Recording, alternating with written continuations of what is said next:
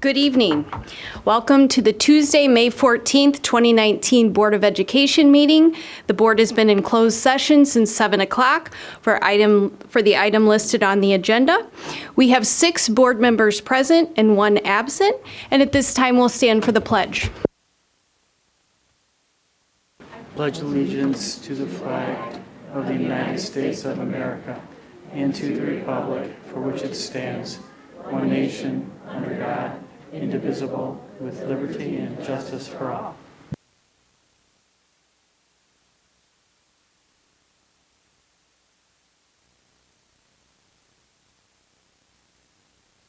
Okay, so tonight, before we get into the rest of the meeting, we want to make sure that our community knows that Karen Stufen did in fact take the oath. She did not stand last time with the other new board members. She was saying it, but we're going to officially make sure that everyone knows that she took the oath.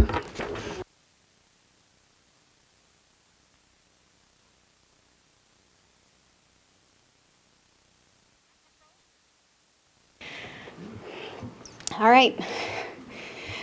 I, Karen Stufen, do solemnly affirm that I will faithfully discharge the duties of the office of member of the Board of Education of Elmhurst Community Unit School District 205. The duties of the office of member of the Board of Education of Elmhurst Community Unit School District 205. In accordance with the Constitution of the United States, the Constitution of the State of Illinois, and the laws of the State of Illinois to the best of my ability. In accordance with the Constitution of the United States, the Constitution of the State of Illinois, and the laws of the State of Illinois to the best of my ability. I further affirm that I shall respect taxpayer interests by serving as a faithful protector of the school district's assets. I further affirm that I shall respect taxpayer interests by serving as a faithful protector of the school district's assets. I shall encourage and respect the free expression of opinion by my fellow board members and others who seek a hearing before the board while respecting the privacy of students and employees. I shall encourage and respect the free expression of opinion by my fellow board members and others who seek a hearing before the board while respecting the privacy of students and employees. I shall recognize that a board member has no legal authority as an individual and that decisions can be made only by a majority vote at a public board meeting. I shall recognize that a board member has no legal authority as an individual and that decisions can be made only by a majority vote at a public board meeting. I shall abide by majority decisions of the board while retaining the right to seek changes in such decisions through ethical and constructive channels. I shall abide by majority decisions of the board while retaining the right to seek changes in such decisions through ethical and constructive channels. As part of the Board of Education, I shall accept the responsibility for my role in the equitable and quality education of every student in the school district. As part of the Board of Education, I shall accept the responsibility for my role in the equitable and quality education of every student in the school district. I shall foster with the board extensive participation of the community, formulate goals, define outcomes, and set the course for Elmhurst Community Unit School District 205. I shall foster with the board extensive participation of the community, formulate goals, define outcomes, and set the course for Elmhurst Community Unit School District 205. I shall assist in establishing a structure and an environment designed to ensure all students have the opportunity to attain their maximum potential through a sound organizational framework. I shall assist in establishing a structure and an environment designed to ensure all students have the opportunity to attain their maximum potential through a sound organizational framework. I shall strive to ensure a continuous assessment of student achievement and all conditions affecting the education of our children in compliance with state law. I shall strive to ensure a continuous assessment of student achievement and all conditions affecting the education of our children in compliance with state law. I shall serve as education's key advocate on behalf of students in our community schools to advance the vision for Elmhurst Community Unit School District 205. I shall serve as education's key advocate on behalf of students and our community schools to advance the vision And I shall strive to work together with the district superintendent to lead the school district toward fulfilling the vision the board has created, fostering excellence for every student in the areas of academic skills, knowledge, citizenship, and personal development.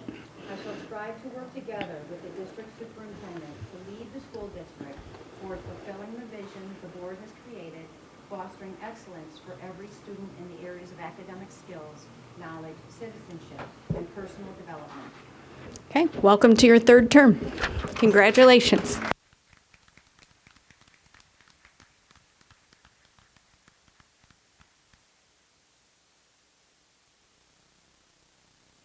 Okay, now comes the best part of the job. We get to recognize the students in our community who have done something outstanding or special that deserves recognition. So we're going to start tonight with the reflection program winners. So if the students who are being recognized could come up to the middle and stand. And reflections, yeah, if you're in reflections, I think PTA is going to say something. So you can come up to the middle and stand Right here, right in front right in the of us. middle. Come back a little. Yeah. Come back. We promise we won't. I was going to say, we promise we don't bite.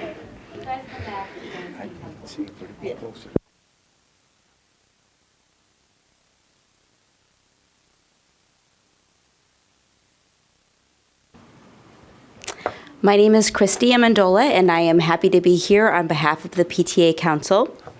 For 50 years, the National PTA Reflections Program has helped students explore their own thoughts, feelings, and ideas, develop artistic literacy, increase confidence, and find a love for learning that will help them become more successful in school and in life.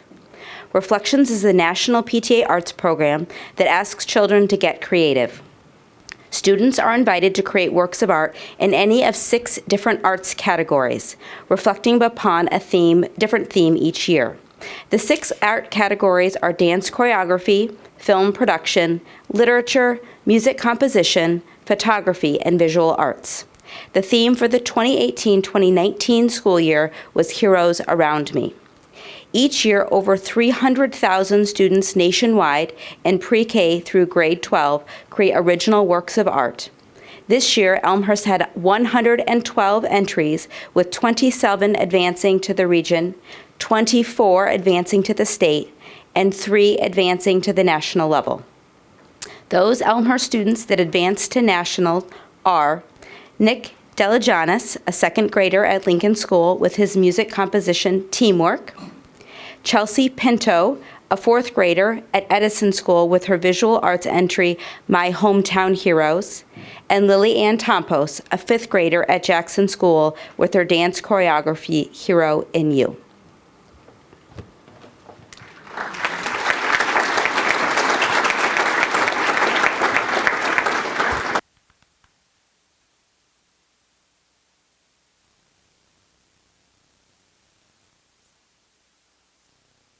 Thanks, Christy, so much. It's great to have the PTA Council representing Reflections. And if the documentation is right, it's been going on since 1900, I mean, a long time. It's real exciting to be able to be here and recognize the students. So thank you so much for all that you and the PTAs do for us. Just a few things to congratulate our students here. First, we've got 3 students that were chosen to advance to the national competition with their projects.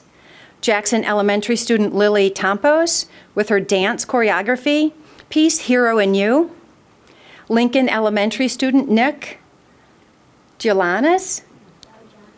Sorry, Nick, with his music composition piece, Teamwork. And Edison Elementary student Chelsea Pinto with her visual arts piece, My Hometown Heroes. These accomplishments bring pride and prestige to Jackson Elementary School, Lincoln Elementary School, and Edison Elementary School, District 205, and the community. So on behalf of the Board of Education and the administration of District 205, we want to congratulate you students for your outstanding accomplishments. So thank you for participating. Thank you for all your hard work. Great topic. great work, and congratulations and thank you so much.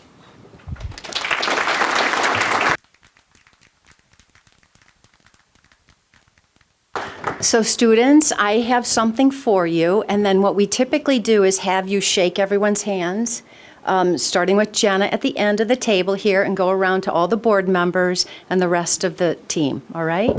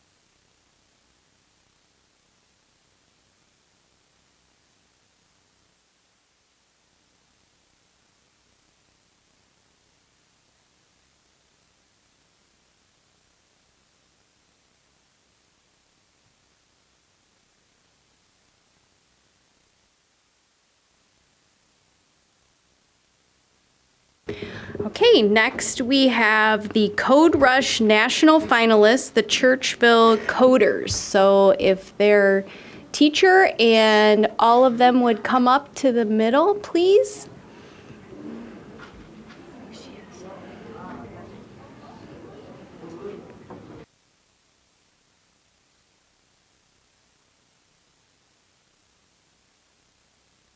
Welcome back.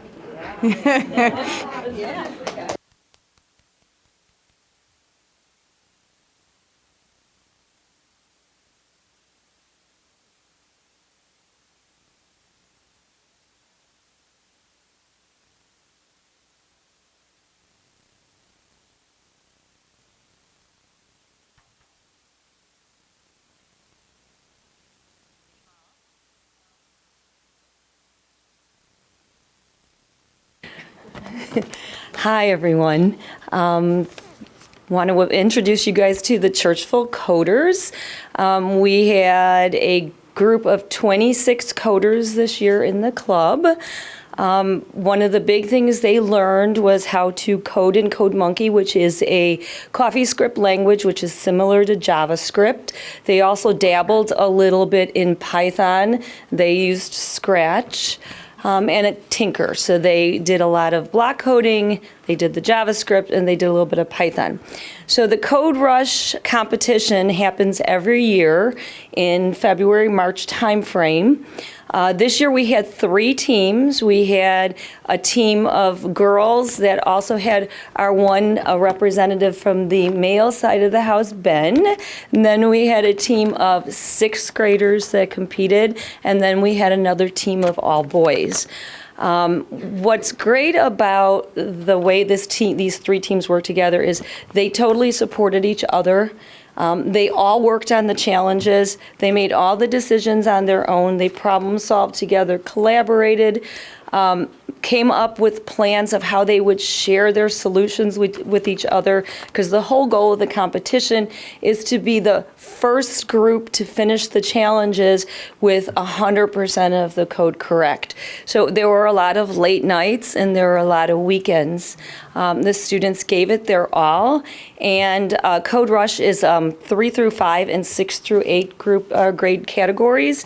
There's hundreds of teams across the nation that compete in both of those categories, and the Churchville teams took home 2nd, 3rd, and 4th place in the nation.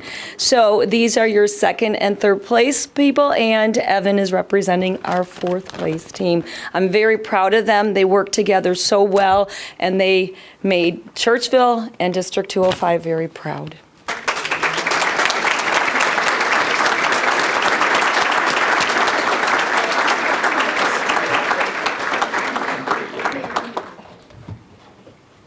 Okay, glad you're all here tonight.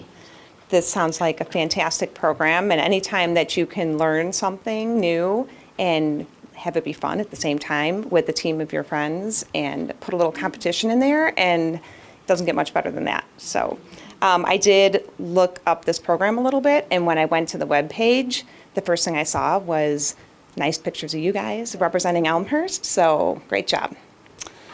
I'm going to just read a proclamation and then give you guys your certificates. Whereas the following Churchville Middle School team members competed nationally against other 6th through 8th grade students and were awarded second place: Alyssa Caruso, Benjamin Galarza, Ellen Kochman, Lauren Capuno, Mackenzie Peterson, Paige Neal, Scarlett Prunty, Sophia Chan, and the following students were awarded third place: Alice Moyle, Benjamin DeLuna, Sierra Arlequin, Daniel Passarella, Devin Collin, Cologne, thank you,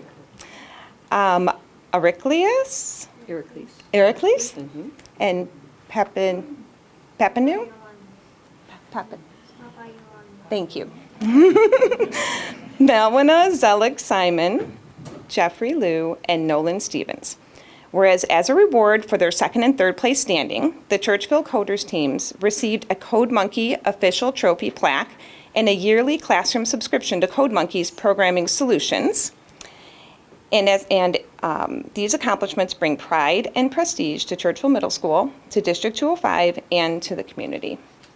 Now therefore be it resolved that the Board of Education and Administration of Elmhurst Community Unit School District 205 express congratulations to these students, their parents, their principal, Gina Pogreeder, for her support, and their teacher, Deborah Seagate, who serves as a Creative Technology Project Lead the Way teacher for these outstanding achievements. Thank you.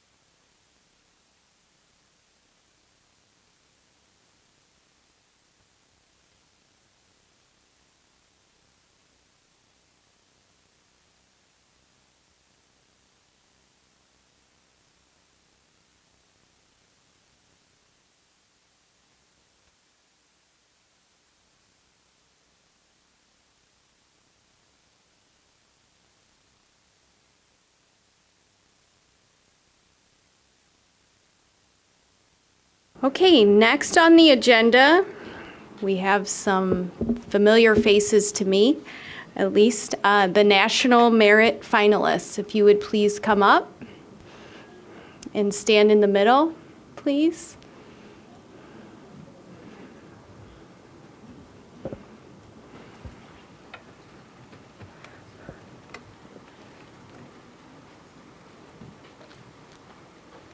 Good evening, I'm Erin Duluga, York High School's principal, and I'm so excited to acknowledge our National Merit finalists. The National Merit Scholarship Corporation seeks to honor and recognize students who excel in reading, writing, and math. To attain finalist status, these students were among 90% of the 16,000 semifinalists from an original entrant pool of 1.6 million students in the United States. What an incredible honor, and I am so, so proud that they are standing before us. So I want to offer my official congratulations as principal to Michael Bindeman, Joseph Black, Calvin Carta, Christian Glossner, William Phillips, Eddie Ryan, Hayden Snyder, and Cecilia Stumpf. You guys have made your peers, your teachers, your administration, your staff, your parents, and your community so, so very proud. So congratulations, you guys. And I might cry at graduation on Sunday. I might.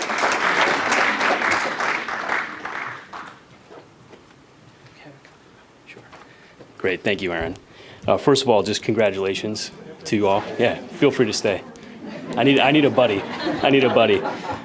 Congratulations to you, and also congratulations to your family. I know this level of academic achievement is oftentimes a family effort, and I know that it can be hard charging to achieve at this level. So my only request is to take a moment to pause and just be proud of yourself, and know that the community around you and the district around you is proud of you as well.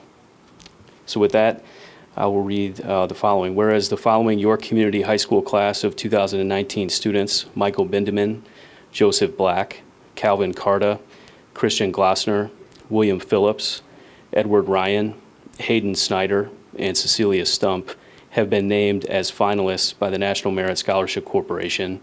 And whereas these accomplishments bring pride and prestige to York Community High School, District 205, the students, their families, and the community. And now therefore be it resolved that the Board of Education and Administration of Elmhurst Community Unit, School District 205, express congratulations to these students for their outstanding academic accomplishments. Congratulations again. Well done.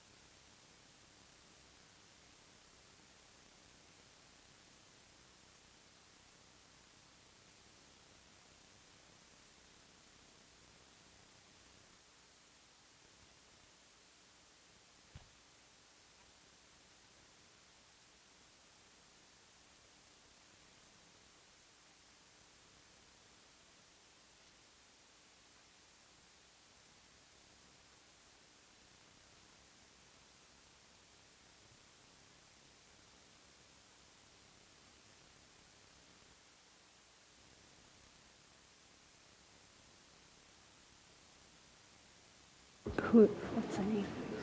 Emily Cohen. All right, next we have a Shining Star Award. Is Emily Cohen here?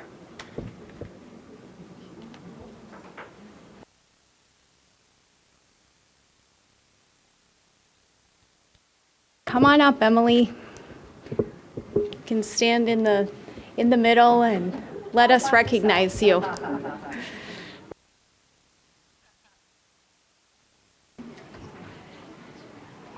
It's only fitting. We got a chance to honor our elementary school students, our middle school students, and our high school students. It's only fitting that we have a chance to honor only one of the fine examples of the staff that we have, for those people who make all of this happen. The Shining Star Award is a nomination from your peers, and I think that is the most telling. So this Emily Cohen, who is a social worker at Lincoln, was nominated by her principal, Jen Barnaby. This is what Jen had to say. After a parent contacted Emily regarding social-emotional friendship issues that her daughter was experiencing in school, she followed up as usual, but then took a step further and began collaborating with the parent after school to create a parent book study. Emily and the parent solicited the book YES, Yes Brain by DJ Siegel and T.P. Bryson, a book that's focused on growing resilient children. They sent out an invitation and now have a group of 20 parents who meet in the Lincoln Library on Monday from 6:30 to 8 p.m. from the end of February through the end of April. Emily co-leads the book study, staying each Monday night, even staying on the Monday that was her birthday. It's dedication. Emily's dedication to the Lincoln students and their families go unmatched. Thank you very much, Emily, for all that you do.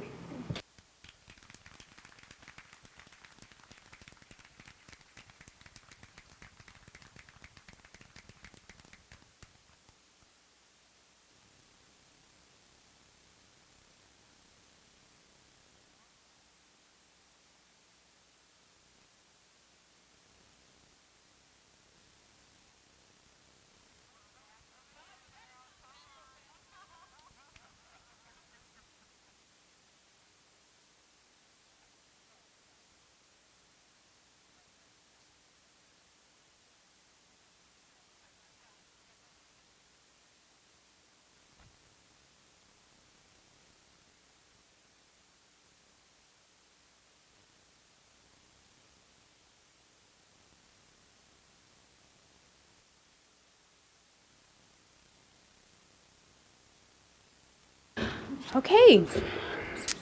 Next on the agenda is public comments. The board will receive public comments for up to 3 minutes concerning items on this agenda, as well as communication, petitions, reports from citizens, or representatives of other public agencies. I do not have anyone signed up on the list. Are there any other public comments? Okay.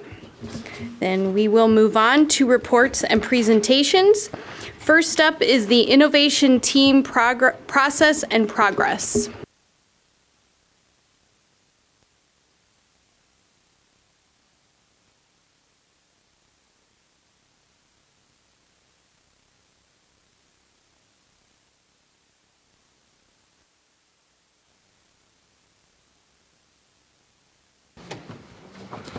Good evening, everybody. Now that the room is almost empty, it must be time for the actual board meeting to start. The first thing that we're going to do to introduce this presentation is Jim Collins, one of our board members, is a board member rep for our innovation team, and he's going to set the stage a little bit with some of his comments from a board member perspective.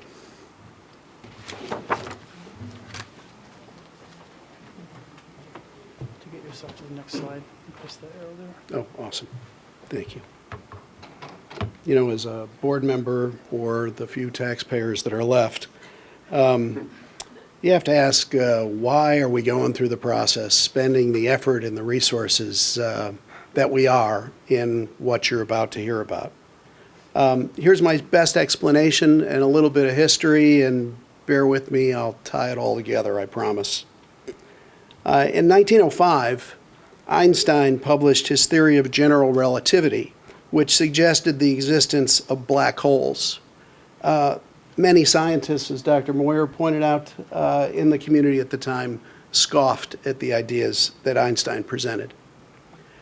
In 1906, Harvard University was asked to do a study to decide what should be taught in the nation's high schools.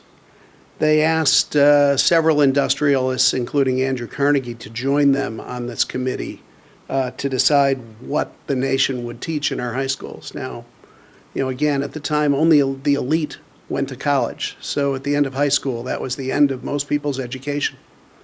And the industrialists were there to be asked, you know, what are you looking for in workers? What kind of an education do they need? And the workers they were looking for were people that worked largely alone in a factory or as clerks. And they decided that a wide-ranging education was what was necessary for the future development of those people. And something called the Carnegie Unit was created. Carnegie Unit is 177 classroom days in a chair. It's 50 minutes per class. You take a few tests, and then the system says you know the material as long as you pass those tests. You know, the problem is some kids need 210 days to fully grasp the material. Other kids can do it in 75 days. But unfortunately, in Illinois, the Carnegie Unit is still the law. And in the states with the best education systems in the country, they abandoned the Carnegie Unit long, long ago. Illinois is just a handful of states. So I think this video This is America in 1900. is telling. This is a car in 1900, and a phone, and a high school. This is America in 1950, and a car, and a phone, and a high school. This is today, a car, a phone, a high school. Whoa, back up. So cars are now this, and phones are now this, but high schools are still that? American high schools are based on the same model, and it's been over 100 years. Wow, that's a long time. But why? In 1900, it made sense for high schools to prepare students for that. But in 2017, shouldn't they be preparing students for this, and even this? So why are we still granting diplomas based on the time a student spends in a seat? Why are we still using the Carnegie Unit, which was developed in 1906 and says the formula for learning is 4 years sitting at a desk multiplied by one subject taught at a time equals students ready for the future? To paraphrase Steve Jobs, he said, all problems that can be solved by one person working alone pretty much have been solved. The problems that need to be solved today are far more complex, and they can only be solved by groups of people working together to solve those problems. And I'll have an example in a minute.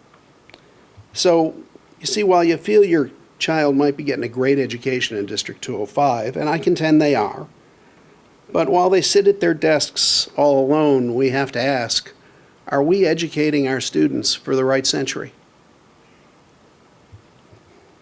So here's a contemporary example of how problems are solved today and the skills that we need to teach students in order for them to be productive members of the society of the 21st century. This is the first actual photograph of a black hole since it was theorized in 1905. That photograph was released and captured last month. Before that, any picture of a black hole that you've ever seen is an artist's rendering. It's what we expected to see. This is an actual black hole. And this is Katie Bauman, the person who wrote the algorithm in order to make that picture of that black hole possible. Katie, for all you Purdue fans, grew up in West Lafayette, Indiana. This is a picture of a 28-year-old Katie Bowman as a PhD student at MIT. Today, Katie, by the way, is a 30-year-old assistant professor at Caltech. So here's the problem Katie was given. Take a picture of a supermassive black hole that has a mass 6 billion times of that of our sun, and it's 55 million light years away. Katie quickly calculated that that is roughly the same problem as taking a picture of an orange sitting on the surface of the moon. And you can Google this equation, so I won't give it to you, but she quickly calculated that in order to do that, you needed a telescope with a lens the diameter of the Earth. I'll let you watch her TED Talk on how she solved it, but that is my example of a real-world problem that we need to train kids to solve. But here's my important points. She didn't solve that problem by herself. If you see the word me, that's Katie with a little arrow to herself, and she was one member of a 200-person team. In fact, I'll contend that this is a picture of some of the smartest people on the planet. They are astronomers, astrophysicists, physicists, and engineers that all work together in order to use Katie's algorithm to take a picture of that black hole. Not one of them alone couldn't have done it. I contend 50 of them together probably couldn't have done it. It took all 200 of them working on a team, and she was one part of it. So in order to be effective, we need to teach our kids how to solve problems as members of a team. And that's what the Innovation Committee is developing. And then also, as you see her standing there by that slide, once you do take a picture of a black hole, of course, you're going to ask to stand up and explain it to an audience and a group of people. That's another skill our kids need to learn to be members of the 21st century society.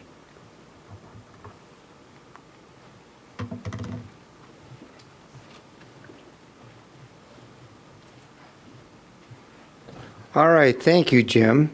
So I'm going to give a little bit of brief introduction to provide some context for what we're doing here, and then I'm going to turn it over to the people that are doing the work, and we're going to show you some videos which capture nicely the essence of what we're working on here. So what we want to do is just kind of set the stage. What do we mean by innovation? And then share with you what we're currently doing and where we see this going next. So we've used this visual to talk about our vision, which is all students graduate college, career, and life ready, and how we believe that we will know that that vision is realized is if students can demonstrate proficiency in those 6 C areas, and Jim alluded a little bit to why that's important. And then we're using what's called the Rigor and Relevance Framework by the International Center for Leadership and Education, the Model Schools Group, as an organizing tool to ensure that these 6 C's are evident in our daily classroom experiences for children. So another visual to kind of explain that is if you look at the Rigor and Relevance Framework and the 6 C's and overlay them a little bit, you'll see our goal is to get to Quad D learning, which combines the highest level of rigor and relevance with, according to Bloom's taxonomy, creating being the highest level of rigor and applying knowledge to real-world unpredictable situations is the highest level of relevance. And that's where we're trying to move. And so the 6 C's, if we are able to accomplish that, will help us move toward Quad D. And so what we wanted to do to start with is develop a common definition of what do we mean by rigor, or excuse me, by innovation. And we use the district management group's definition, and we'll get into what we're thinking about the concept of scaling a little bit later. And if you take a look at this slide here, what we're trying to be is a future-focused school. So a forward-focused school basically tries to take what it's always done and refine it and do it a little bit better in kind of a continuous improvement model, which is fine if your goal is to perfect a 20th century school, which Jim showed you pictures of. So some of the concepts of a forward-focused school are some of these. But where we're trying to go from a future-focused model is to say, where do we really want to get? And then develop the plan to get there, not just to improve upon what we've always done. And the corresponding way to look at that would be the column on the right. So I'm going to show you a little bit here in these next slides what we mean about the difference between best and next practices and what we mean about the concepts exploit and explore. So if you have a system and then you have innovation, typically what happens is this. You try, you take the system and then the innovation comes in, and whether that's a new person on the team, a first-year teacher, whatever, you take their ideas and you typically take from their ideas what already fits your existing mental model. And you try to force those into your already, formed thought process.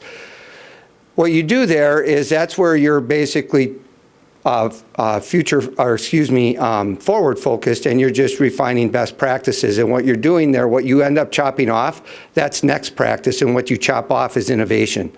And so what you really want to try to do is expand the system to fit innovation and not chop off the innovation that doesn't fit your system.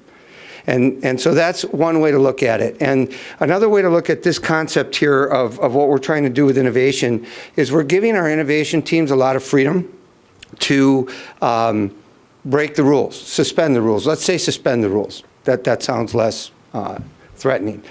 And so they're going to wrestle with things like, how do we manage time? How do we get flexibility in time? How do we deal with the laws of things like including student growth in the student evaluations, or the standards-based reporting system that we have, where we have to issue progress reports for parents? How do we take all those things and still innovate and get to where we want to go? And what we're doing is we're kind of taking a concept of explore and exploit, meaning that we will continue to improve the things that we already do well, but we will explore and experiment in other areas at the same time. Those two groups of thought don't play well together, so we have to kind of separate them until we figure out how to make the innovation work. And once we figure out how to make the innovation work, then we get to scaling, and then it kind of becomes a new norm. So that's sort of the concept there. And so what we did is we were accepted into the Innovation and Transformational Leadership Network, which is a joint effort of the AASA, American Association of School Administrators, and the Successful Practices Network, which is the research arm of the International Center. That's the rigor and relevance people.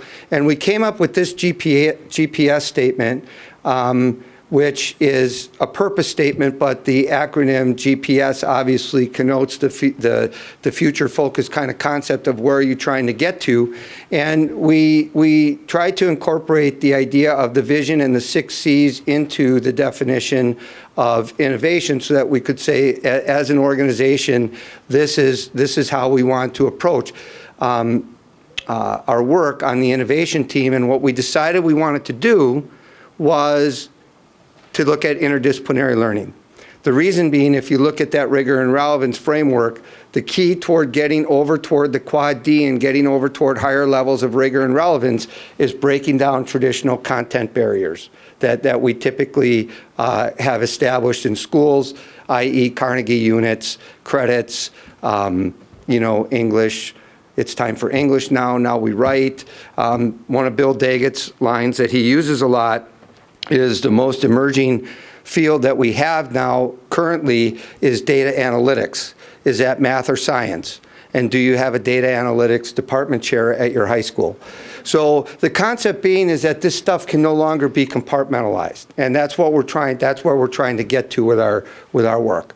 So the team members from that team, we started some of our work in the fall, and then we got accepted to Harvard's Scaling for Impact program, and we came up with this theory of social impact, and we did it independent of the other definition. It was different group of people, and you see there are a lot of very tight similarities to the thinking there, which I thought was good, because I thought it meant that we were starting to deepen our understanding of the district vision by the fact that there was so much consistency in these two statements. They worked us to death, 19 and a half hours in about 2.5 days. We were tired, but it was a great experience, and we'll talk about that in a minute. So that was the team that went there. So after we got back from Harvard, we brought the groups together, and we started to talk about how can we try to make some of this stuff work in District 205. So we will take the next step here by just showing this video, which talks about our experience at Harvard.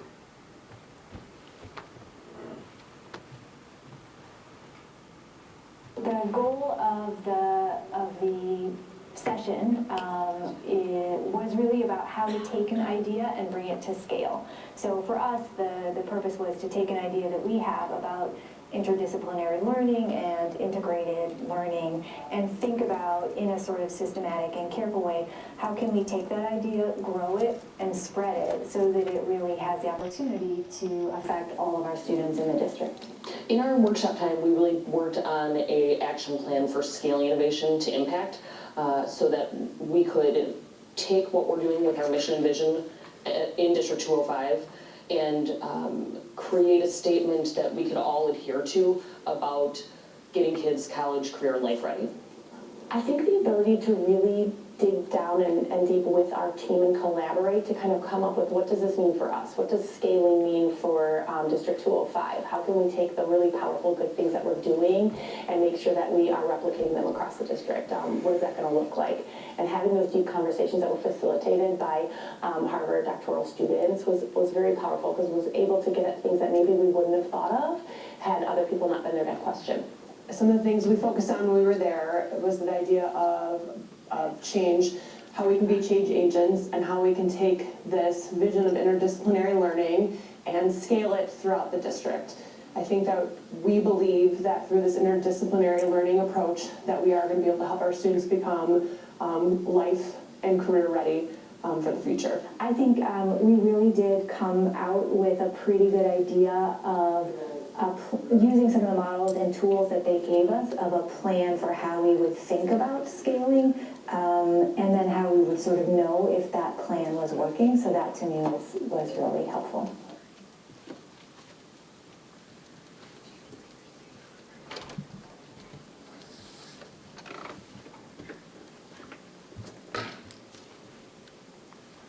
All right, so we have some project updates here. And the places that we started were 8th grade team at Sandburg with Frank Dahlman, who will speak tonight. And he's the English department chair at Sandburg. And they have 2 teams there. One of them is going to get into some of the interdisciplinary work, and we're going to talk about that. And then the field 2nd grade team has started getting some things off the ground this year and is going to extend that into next year. And we'll show you a little bit of that. And then blended learning at the high school is a little bit different. The high school already has some interdisciplinary work that it's getting off the ground. But the blended learning, that will take an interdisciplinary approach, but it also gets at some of the things that we're talking about flexibility of time, things that have to do with the stress and anxiety of students, and some other things. And so we'll talk about that as well. So the next thing we're going to do is those talks will be very brief because the majority of it's going to be in the video, and some of it you've heard before at board meetings. But we do want to take some time to highlight some of the important stuff and some of the great work, and we'll start with this video.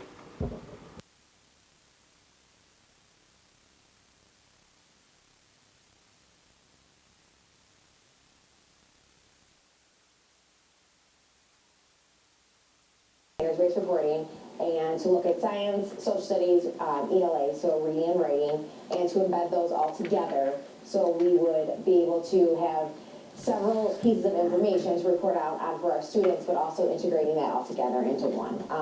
And then we also wanted to really focus on SEL this year, so we tried to embed all of those things together to create kind of this blended learning experience for students. When we started planning the unit and we were thinking about the 6 C's, student collaboration was kind of at the forefront, I think, of what we felt was most important to be focusing on. So each of the students in 2nd grade were able to choose which biome they were most interested in studying, and then from there we made student groups, and we made groups with all 2nd graders from different classes. So the students had opportunities to collaborate and work with students that weren't just in their homeroom, which I thought was really beneficial because it was kids that they might not see or talk with on a consistent basis. And so it was kind of fun to see how they work together with students with different ideas and personalities. My favorite part was probably collaborating with all my group because everyone really we would share our ideas and we would try we would make it so we could put it in our community. It was really important for our students to be able to collaborate, but what we found is as a team during our PLC, our collaboration really came up at a very high level. We were able to be creative, we were able to be reflective on what we had designed at that moment for the students to kind of take part in, whether it worked or not. We were very flexible and taking a lot of risks, and we worked really well as a team to collaborate along with our instructional coach, and we were able to share our ideas, and they really came together nicely to give us a really great exploration unit. Engagement was a really big focus for us, and we started the unit just by giving them a lot of choice into which biome they wanted to explore and then what animal they wanted to research. And so we just saw their engagement and their excitement for learning just increased throughout the whole project. They were excited whenever we kind of got to that exploration time. They were excited to dive in and research, and we kind of blended those lines between this is reading time, this is writing time, and so they didn't even realize they were doing all these things in one big blended learning experience. And it was very hands-on. They got to design and create and build. So that was just something we saw that we were excited about, is seeing their excitement through it. So the big thing that we've been working on is to eliminate and blur the lines between content areas, try to get kids involved in more choice for the work they're working on, community outreach, trying to get some partnerships and mentorships with people outside of school and inside of school, and then also, more importantly, on top of all that academic stuff, is to provide a safe place for them with social emotional learning and behavioral health at a core of what we do for the entire school day for kids in all areas of their day. That's the easy answer to the question. Inside of that, there is design thinking, there is project-based learning, there is your traditional content area classroom, there is flex time and support along with extension time in there, and then we even have just project work. So it's basically taking a school day that kids are used to and shaking it around and making it a completely different experience. I think more than anything, we've had to have a major mind change, a paradigm shift in what we do and how we do things. We have our standards for our classroom, but we couldn't use our standards as our basis for the project. So we went beyond that to 3 outcomes that we're looking for our kids for that project work. We're hoping they'll incorporate their content area in, but in the project we want, I will be, this is student-friendly language, I will be a problem solver and creative thinker. I will be a good communicator and collaborator, and I will enjoy learning, that student engagement piece. So we took a lot of what the district gave us with the rigor relevance framework and the 6 C's as our starting point, and we pulled out those things that we think would impact the student day and make them more engaged in what they did and more happy to come and learn and actually more effective in their learning time. The thing that we want more, the measures for success for the students will be beyond learning. We're in a good position where the kids of Elmhurst are high-level students, really intelligent, good kids, but we want to make sure that they get transferable, adaptable skills that they can take to different places. We want them to feel safe and secure and happy, and we want them to be engaged and enjoy what they're doing. And with the data of the engagement and the safe and secure part and that student choice, adaptable skills, we're hoping to see them really flourish. Bring some of those kids that are good students into just flying high students.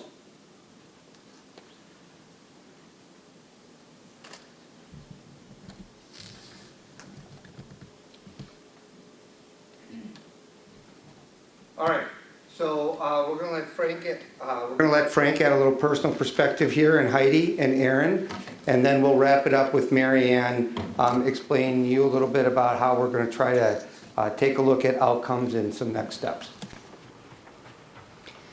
Good evening. I'm going to try to summarize all of our work in 2 minutes, so please hope for the best here. So when we started this, like I said, the content standards for all the content areas were kind of all over the place. It's really hard to meld them together. So we looked at the 6 C's and the rigor relevance framework as our starting point. And those are the unit objectives that we agreed upon that go beyond our content area standards that we're going to be incorporating into the project. And that last bullet point really being kind of what we want to get, which is to have that adaptable skill transferable to all content areas, blur those lines between them so that kids can start to put them together in the projects that they do. Now, the innovation that we do has a really strong focus on using the block scheduling and the time as effectively as possible. We want to flex that time for purpose.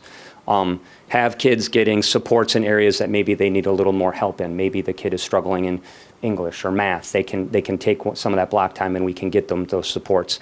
Maybe they're flourishing really well in those. We can give them those extensions.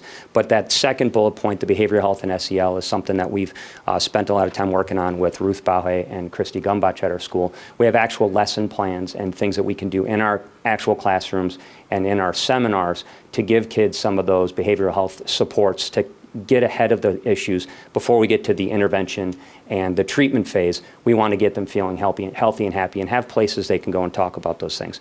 We want to get some authentic project-based learning in where the kids will be working in groups of 3 or 4 with real-world problems in real-world scenarios with real-world organizations and companies to try to come up with some of those problems that are not able to really be figured out quickly that would be in that D segment of the rigor relevance framework.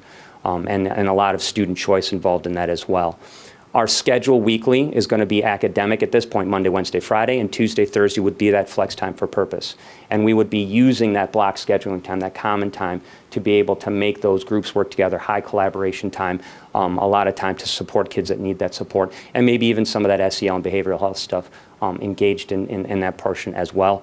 And then we even broke down the whole semester into a weekly framework of scheduling for how we can get the kids from point A, where they're coming up with and ideating a solution to a real-world problem, to actually having a Sandberg Innovation Expo for this one team of kids just before winter break, where they'll be able to showcase their work, their problems to the real-world solutions, get some of those partners from outside of school to come in, get the community to come in, hopefully you guys to come in and see how fabulously their brain has been working. Really, I just wanted to end with this. This is really the key for what we started with.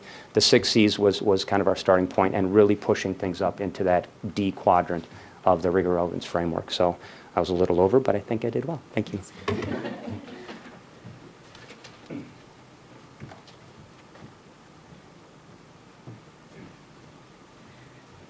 I'm keeping mine under a minute. So, and thankfully I was lucky, my team already spoke quite a bit to their experience and what they had, and I think you got to see some of our kids, and what was nice is when we brought that back to the field team, they were super excited to kind of just dig in right away and kind of begin. So some of that, the initial pieces, and I don't know if we can move to the next slide, I should click it. Yeah. There we go. So we shifted that second grade schedule to allow, like we were talking about, some of those constraints that kind of fit into that thing. We shifted so that entire afternoon was open for them for that exploration time. So that support was pushed in at that time as well. So the kids were able to kind of move through those pieces. So they started to realize that I don't have to see things in isolation, that I can use and integrate all these skills throughout my day. And then the unit planning really focused on that mastery of those standards that we've identified with the standards-based reporting, but we also integrated all of those subject areas into there, and with a real focus on those social emotional learning standards. So there was time committed and resources selected throughout those times so that kids were really working on developing and recognizing those pieces in themselves as well. And then the other piece that we really did with that engagement piece, we also saw that more choice-driven piece of that, so where they were able to self-select a lot of those pieces, really helped for those to focus and increase student engagement. And that was really like self-reported even from them. They took some surveys at the very beginning and at the very end of that unit, and I think you saw them in their excitement when they were talking about their projects as well and then moving around. So it was a very good experience, and I think the team was very highly reflective on where we're going next with that and how we can refine and move from there. Thank you.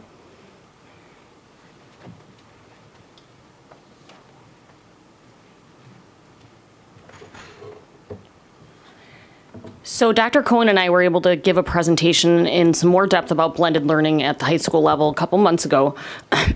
But blended learning really is the putting to life of student voice and student choice. And I think that we've seen that pretty consistent over all of our grade levels, that we really want students to play a role within their own learning. At York, it'll be piloted in Chicago Lit and Anatomy and Physiology, which are senior electives, so that we can kind of gauge how the maturity of a senior student is able to handle the flexibility of the schedule. When we're empowering students with choice and with their own pacing, we're trying to be really responsive to personalized learning and increasing student engagement. And I think that's pretty crucial at this point, as we know from a behavioral health standpoint, and that road we're moving down. In terms of flexibility, the in-seat class time and interaction in small groups and the ability to interface with the teacher, both individually in small groups and as a larger class, is going to be enhanced, and it really does speak to differentiation and helping each individual student grow. Of course, this is an innovative approach to core contents that we do see more in electives through CTE, through arts, visual and fine and performing arts that we now want to bring into the core. And that professional learning and implementation plan it's already starting, and it will also continue out throughout next year and as the program scales out with our instructional coaches acting as a support. I do want to say the relationship to the Behavioral Health Project is going to be key in terms of scaling out blended learning, but that also includes the things that we're working on towards capstone classes, manufacturing, the incubator, and all of the amazing innovative things that we're launching in the fall that when I came in a couple years ago, I promised we would make happen. And then finally, I'm going to turn the mic over to Dave to talk a little bit more about how that plan for scaling is going to look. Thanks. So I'm not going to go into a lot of detail here, but essentially next year we're going to focus on a concept called depth. This comes from a framework that we were exposed to at Harvard. It seemed to make some sense. So the innovation teams are going to start to wrestle with some of these problems and try to figure some of these things out. And then into year 2 of this, we'll get into a concept called spread, where we'll start to get the innovation out into other areas of the district. And then year 3, the idea of shift is when the people that are continuing to deepen their learning begin to take more ownership themselves, and then they start to refine and begin their own innovation process. So that's just a very, very broad overview of how we're going to try to approach this. And then as far as some of the specific outcomes. So I think you've heard some of this already. So for the 2 groups at Field and Sandberg working on interdisciplinary learning, the things that we want to be focused on are related to student engagement and then also accomplishment of some of these 6 Cs that you've heard so much about today. So for some of those things, we have a pretty good sense of how to measure them. So we know how to look at student writing and speaking. Some of the other pieces around collaboration, for instance, these are going to be a little bit more of us learning how to measure some of this stuff as well. So I don't think this is going to be the kind of evaluation work where we're going to say at the end, well, this worked and this didn't work. This is going to be the kind of thing where we say, well, we learned a lot about how we should look at this in the future. So that's what I'm anticipating in terms of, kind of what we'll learn from doing this work. On the blended learning front, some of the same kinds of things we'll be interested in looking at. So because the courses are pretty specific, we're going to be looking just at sort of the differences in the courses, in the outcomes that students achieve in the blended version of the course and in the non-blended version of the course, because those courses both have parallel versions that are not going to be the blended versions. And then some of the same things around student engagement and their feelings of, having opportunities to be a little bit more flexible with their time. Longer term, I mean, this is only one, course in a student's life during their senior year that they'll be having that's blended. So we're not sure how much that's going to be able to impact sort of their overall sense of, enjoyment and engagement in school. But that is something that we would be interested in further down the road if blended learning expands to take a look at. Oh, and I'm sorry, and the last piece, we'll certainly be looking at implementation as well. So not only, where did we end up with things, but what did we learn along the way in terms of actually implementing and carrying out some of this work from the perspective of students and staff. In terms of the next steps, Dave, did you want me to cover this piece? You can. Okay. So there is work happening over the summer in terms of continuing development of units as well as professional development for the blended learning folks. Next year there will be some professional learning built into our overall professional learning plan around those that innovative work as well. Something that we'll be trying to bring sort of work into our curriculum development process as well is some of this interdisciplinary approach. We'll have our coaches involved. We'll be talking about this with our administrators, and we'll be thinking about how do we take this. Even though next year really is kind of the first year that people are doing this, we already probably need to start thinking about what that's going to look like beyond that, and thinking about how we get other folks involved and up to speed with it. And then, of course, we'll be looking at some of those implementation and other outcomes. All right. So our principal our district leadership team at the EC12 meetings has been taking a look at the deep learning work by Michael Fullen, where he gets into each of the 6 Cs, and they've been taking a look at grade level appropriate outcomes for each grade level span for each of the C areas. So ultimately, we want to get a little bit better at how we measure this and then hopefully report these out. Whether it's through our KPIs or through our standards-based reporting or other things like that. So that we've started that work. What we're actually looking to scale here is what we call the IT. We're trying to scale the process of interdisciplinary. We're not necessarily trying to scale the units themselves, although we think that if they're good units, some teachers might like those. We believe that as long as their standards align with the standards, at least for now as we're learning this work, the idea is how do we get to interdisciplinary experiences, and that's the actual IT that we're trying to scale. So that's the presentation. There will be more to come on this, but there's been a lot of really good work that's gone on, and I thought that it was important to share that out.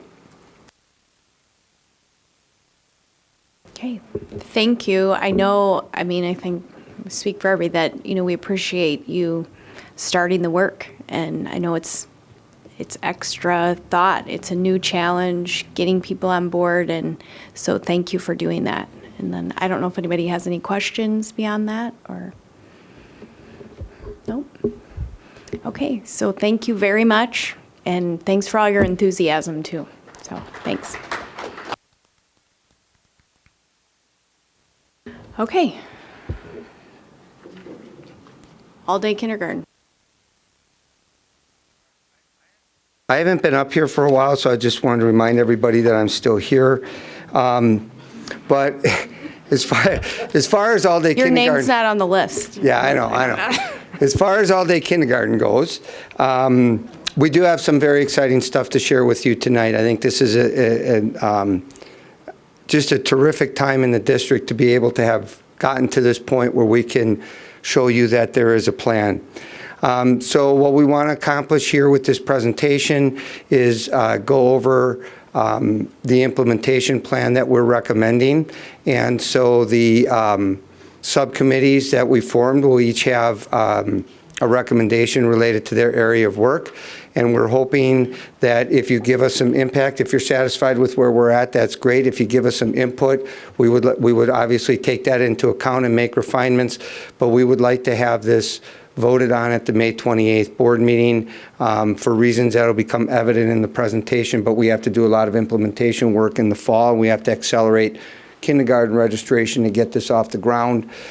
So we don't want to put this out into the fall as far as continuing that part of the discussion.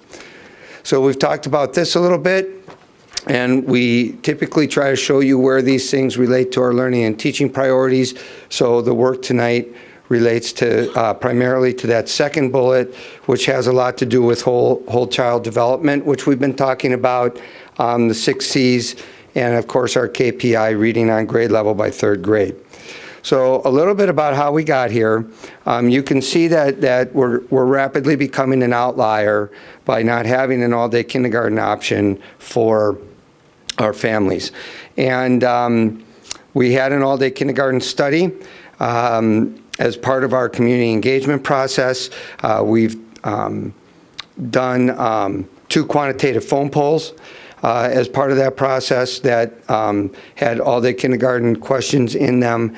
And so the development of the master facility plan and the work that went into getting to that point included a lot of community input, and that's why the master facility plan essentially evolved as it did to try to figure out a plan to get enough space to actually implement this program.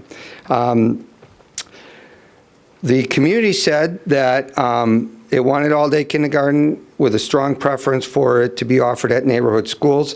It wanted it, but not at the expense of other programming. It felt that the users should bear at least some portion of the cost. And when we did an all-day kindergarten study of our comparable top achieving unit districts in the state, The tuition recommendation that you'll see will actually be less than several of them, a little bit more than some of them. But it is well in line with the other unit districts that have chosen to have a fee associated with the program. So I'm going to now turn this over to Leslie, who's going to talk about the work of the Early Implementation Subcommittee. So we formed 3 subcommittees when the board gave us the go-ahead to proceed with this, and this was one of them. Hi, good evening. So I just wanted to touch base a little bit on the Early Implementation Subcommittee. The members of that subcommittee, we had community members who currently teach in all-day kindergarten districts, as well as with the help of Dr. Henderson, who also launched all-day kindergarten in Naperville as a building principal. So there was a lot of great input from people who were on our committee that had experience with all-day kindergarten. Our community commitment to all-day kindergarten is to implement it in full implementation by 24-25 school year. And so that is our goal. What we are looking at is, as we went through our work, the consensus on the team of community members was that we'd like to see all-day kindergarten implemented earlier where possible before that 24-25 commitment to our community. So our goal was to get it some type of implementation as soon as we could, because we knew that we had heard the voice of the community and the parents, and we knew that this is what they wanted for their children. Part of the determination of each building's capacity for partial and full implementation was done in conjunction with Todd Schmidt as well as Chris Walton to look at the building capacity as well as how it would impact space and things like that. I am going to pass out something to you because it's a little hard to read up there. This is kind of our overall timeline of the implementation for all-day kindergarten. Of course, we wanted to get it into full implementation as soon as we can, and we will be able to do that. Right now, currently, Fisher does have full implementation of kindergarten due to our dual language program, which is wonderful. Emerson is good to go for that all-day kindergarten in the year 2020-2021 school year, which is wonderful. They don't need any changes to their building. Currently, they will have three sections of half day, so they will have 3 sections of all-day kindergarten. My building, Jefferson, currently has 3 sections of a half-day program. With minor reconstruction, or minor construction, I should say, we would also be able to have full-day kindergarten. We would have 3 full-day sections in the school year 2020-2021. So it kind of, as you notice, we're going to kind of go down this chart a little bit. Edison is a little different. Edison is currently a 2-section school. If you implement, you really can't implement partial there. You have to go all-day kindergarten because it only has 2 sections. So our goal is in 2021 to have all-day kindergarten at Edison, and 22-23 to have full-day kindergarten there. As Lincoln students start to come to Edison because of that transition, they'll have to look at the number of students, and there may be a possibility that in 21-22 they would not have full day because of the building capacity. But then when Field is there, they may, so you have to think Lincoln students will leave. But then Edison is also then going to house Field students. So there is a possibility based on Field enrollment to have some partial there as well for Field students at Edison. So it's really, we're looking at 2021, since there's no one that's going to be there, that we would have all-day kindergarten, and both sections would be all day. At Lincoln, they would have all-day implementation in 22-23 when their building is complete. Field would be able to have a partial implementation in 2021, and then partial during the 23-24 school year when they're new. It also will be, as they're being built, will be determined by the population and the enrollment at Edison as well. But they will have full implementation in 24-25. They could have partial in 2021, but we need to consider the year they're at Edison, and then I'll talk a little bit about the lottery for partial at some of our buildings. Hawthorne would go partial in 2021. They would have a lottery as well, possibly in 22-23 based on Field enrollment, because as you know, some students from Field will go to Hawthorne while they're doing their building, so it also depends on the number of students at both those schools. And And then 24-25 would be full implementation for all day at Hawthorne. Jackson Elementary is looking at partial in 2021. They would also be part of a lottery, and in 24-25 would be full day. So our goal as a committee was to try to ensure that all buildings would be kind of in that timeline or reach all-day kindergarten in all schools by the year 24-25, and this outline does give everyone an opportunity to have that, which we were excited about. If you look at the staffing, that was another component that we had to look at. One of the benefits of the staffing that we have outlaid here in the next 5 school years is that with some of those early implementation pieces, so like Jefferson and Emerson, even Edison, you might have to add a full-time kindergarten teacher. In the year 2021, we're looking at possibly hiring 4.5 or 5 kindergarten teachers. In actuality, instead of having it all done the same year, and you'd have to then hire probably about 9 to 10 full-time kindergarten teachers, you're kind of being able to hire quality teachers because you have to just hire 4.5 or 5, depending on our numbers. And then over the course of time, it allows us to stagger hiring versus hiring all of the people. And then through natural movement across those years, you're gonna have some retirements and things like that. Those people that you hired will probably filter through within different classrooms as needed. So partial implementation, it would be one section. So if you have those schools that had the partial, one section would be all-day kindergarten. The other sections would remain half-day. Priority placement would be made for students who have an individualized education plan or an IEP or who have been identified as at risk. The remaining spots would be filled through a lottery system. All families who register by December 1st would be eligible for the lottery, which would take place the second week of December.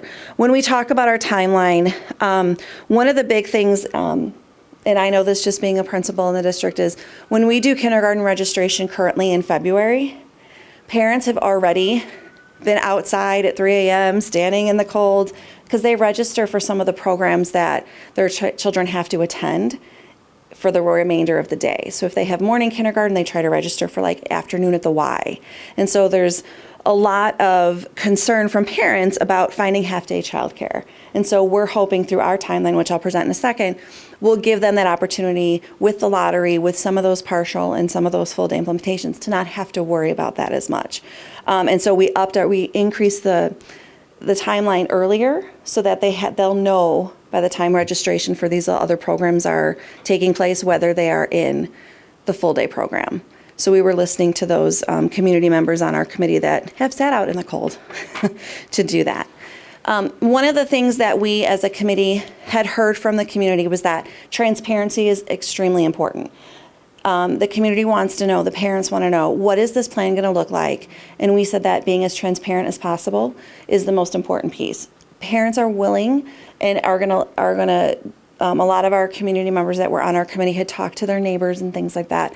And they said, you know, as long as we know the process and we can see what it's going to look like in the next 5 years, they'll be excited and anxious for this to happen. So our communication plan is going to, shortly in late summer, early fall, there'll be a mailer to the community, which kind of outlines what those programs look like a little bit and kind of gets people understanding that it's coming and this is what it's going to look like.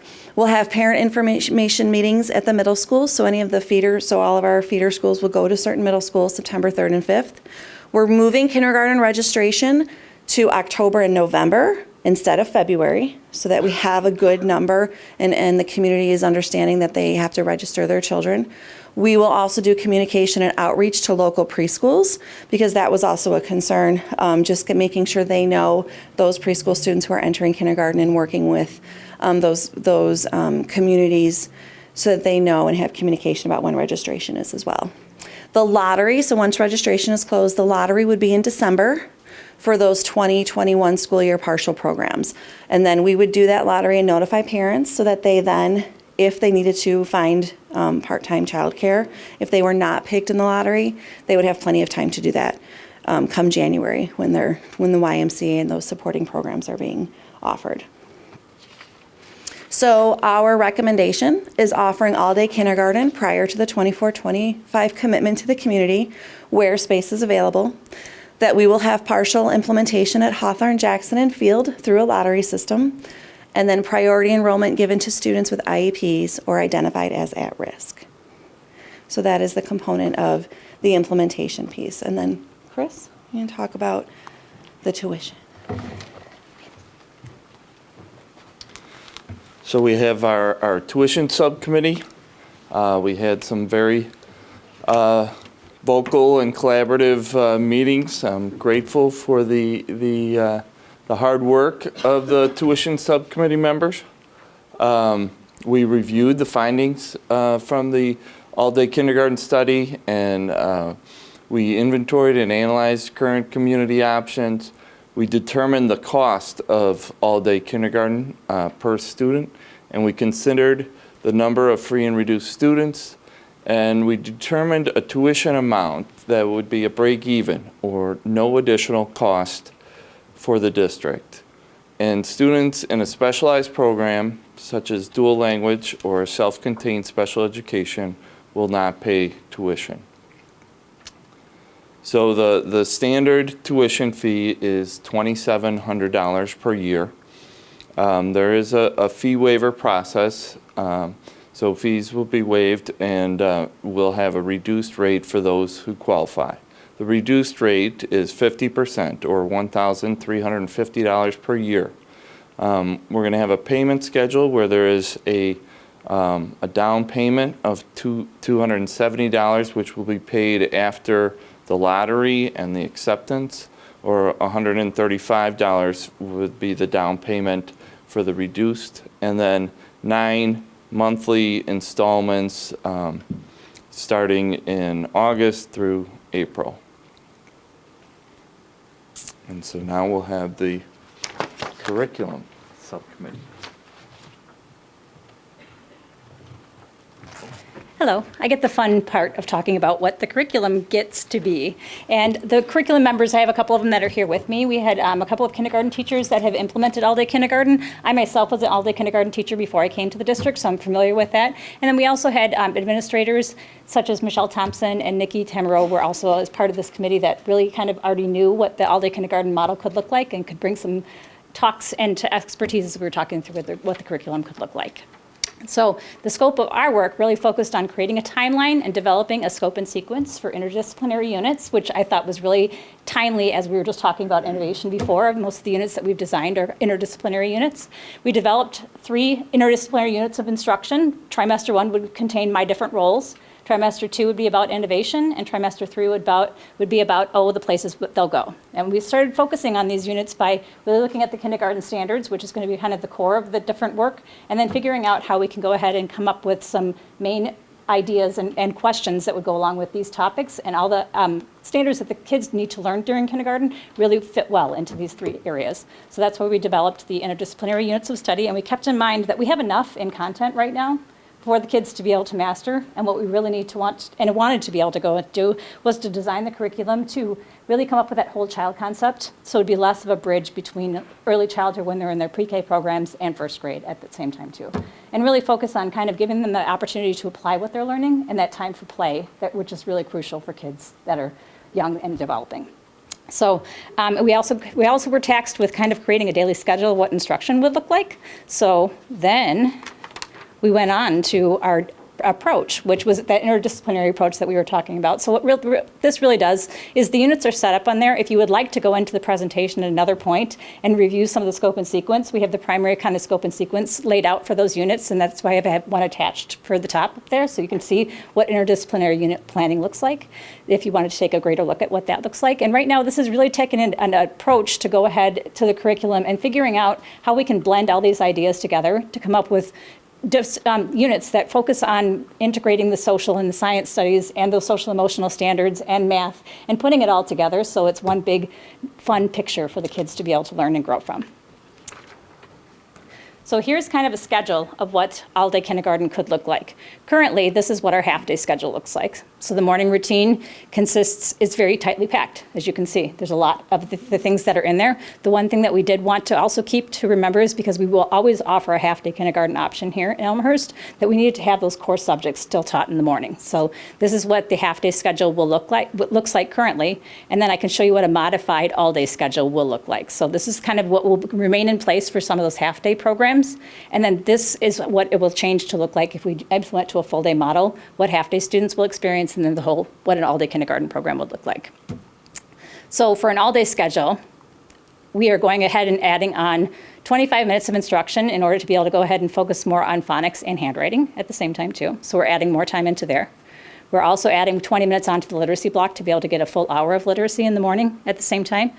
And then we are also going ahead and getting rid of the specials in the morning. So we will not be having specials in the morning to be able to so that way we can actually have more of that interdisciplinary approach for even students that just attend for half a day at the same time too. And they will be going ahead and instead having that lunchtime with recess built into it. And then there will be a recess block of 15 minutes during the morning of instruction as well. And then when they move into the afternoon, their afternoon routine will come in. We'll have time for extended literacy to really work on application, reapplication, work on extending activities, other kinds of things like that. More kind of where that acceleration block is right now. That could be a little bit of accelerated literacy at that time. And then also going ahead and putting the specials back in the afternoon. So the specials will be taking place in the afternoon. And then as you can see, that big block that's on there is the interdisciplinary unit of application. So what we're really looking for during that timeline is thinking and creating those centers and putting some centers back into the day, focusing on those interdisciplinary units where the kids get an opportunity to play, work on those social emotional skills, and work on kind of creating those whole environments all back together again. So it has science and social studies, and then there'll be group centers where the kids get a chance to actually work and play and build those collaborations. And this really ties in nicely with all the work that you were hearing about with the 6 C's and creativity. And the day is expanded to go ahead and provide really that whole child approach. So that's what we did when we came up with the schedule. And our next steps is I have a couple of the teachers. I have Natalie Edelbrick and Abby Utenhoppen. They were here, and they've been part of my helping me, and they've been doing a lot of the lifting and coming up with some of these ideas at the same time too, along with Brooke Manconi. And what we're going to be doing is they're going to be rolling out a pilot of the new curriculum starting in the 1920 school year, so that we can, before we would actually go into full implementation, they'll be trying it in that half-day approach to further refine kind of that interdisciplinary approach to curriculum, and then also further refine the scope and sequence as we're going along. And then we also are going to be working with the implementation committee to determine additional resources that may need to be purchased to implement a full-day interdisciplinary approach. So that's kind of our next steps, and that will take place. And I will let Dave talk about the other parts of how this is all going to happen. So some of these were addressed a little bit. It's just kind of by way of review, but we would hope that we could get approval at the next board meeting. We talked about some of the communication plans with literature and community meetings. The curriculum committee has to continue its work. Essentially, the tuition and the early implementation subcommittees work is complete, but the curriculum committee work will continue. We have to move registration up. We have to deal with staffing, and then, of course, we'll monitor the implementation, learn from it as we scale it out, make adjustments, and also take a look at some learning and social emotional outcomes, and try to potentially make future curriculum adjustments or whatever else we would determine based on how things go once we get this up and running in that first year. So I do want to thank the community members who served on the committee, and some of our administrators are here. You see Nikki and Tim, and then Abby and Natalie, a couple of our teachers. I guess the parents didn't want to take me up on my offer to come out tonight. Not sure why, but those people on the slides actually did go to the other meetings, so I thank them. And we can address whatever questions or concerns you may have. Otherwise, we will, plan to bring this back in May, unless I hear some reason why people aren't comfortable moving forward. Karen? Thank you so much. This is a lot of information, finally fine-tuned, right, to implementation with a lot of people's input. So it looks more real than it's ever looked before. And you can tell a lot of people throughout the district were involved, and I like the fact that you brought in people who have experienced it. I have several questions. If I look at the implementation of all-day kindergarten that Leslie, you had shown, I want to make sure if I understand this, or as we can clarify, it seems as though as we communicate and make people aware of the all-day kindergarten, we're going to have to be very careful, maybe detailed and maybe specific, so that people understand what's being offered at what schools, so each family can really make those determinations and it'd be clear. So an example, am I reading this correctly? If we looked at Edison, and is this slide really communicating that in 2020 to 2021 school year, that Edison does have space for full all-day kindergarten? Yeah? Okay. So then, if I read that same line, it also says that Edison will have, or does it? I'm sorry, I should really question. I'm going to state it as a question for people that are listening. Is this slide also saying that for Edison, the school year 2022-2023 also has space for full all-day kindergarten? Okay. So then the question that I would say is, there's a school year that's missing.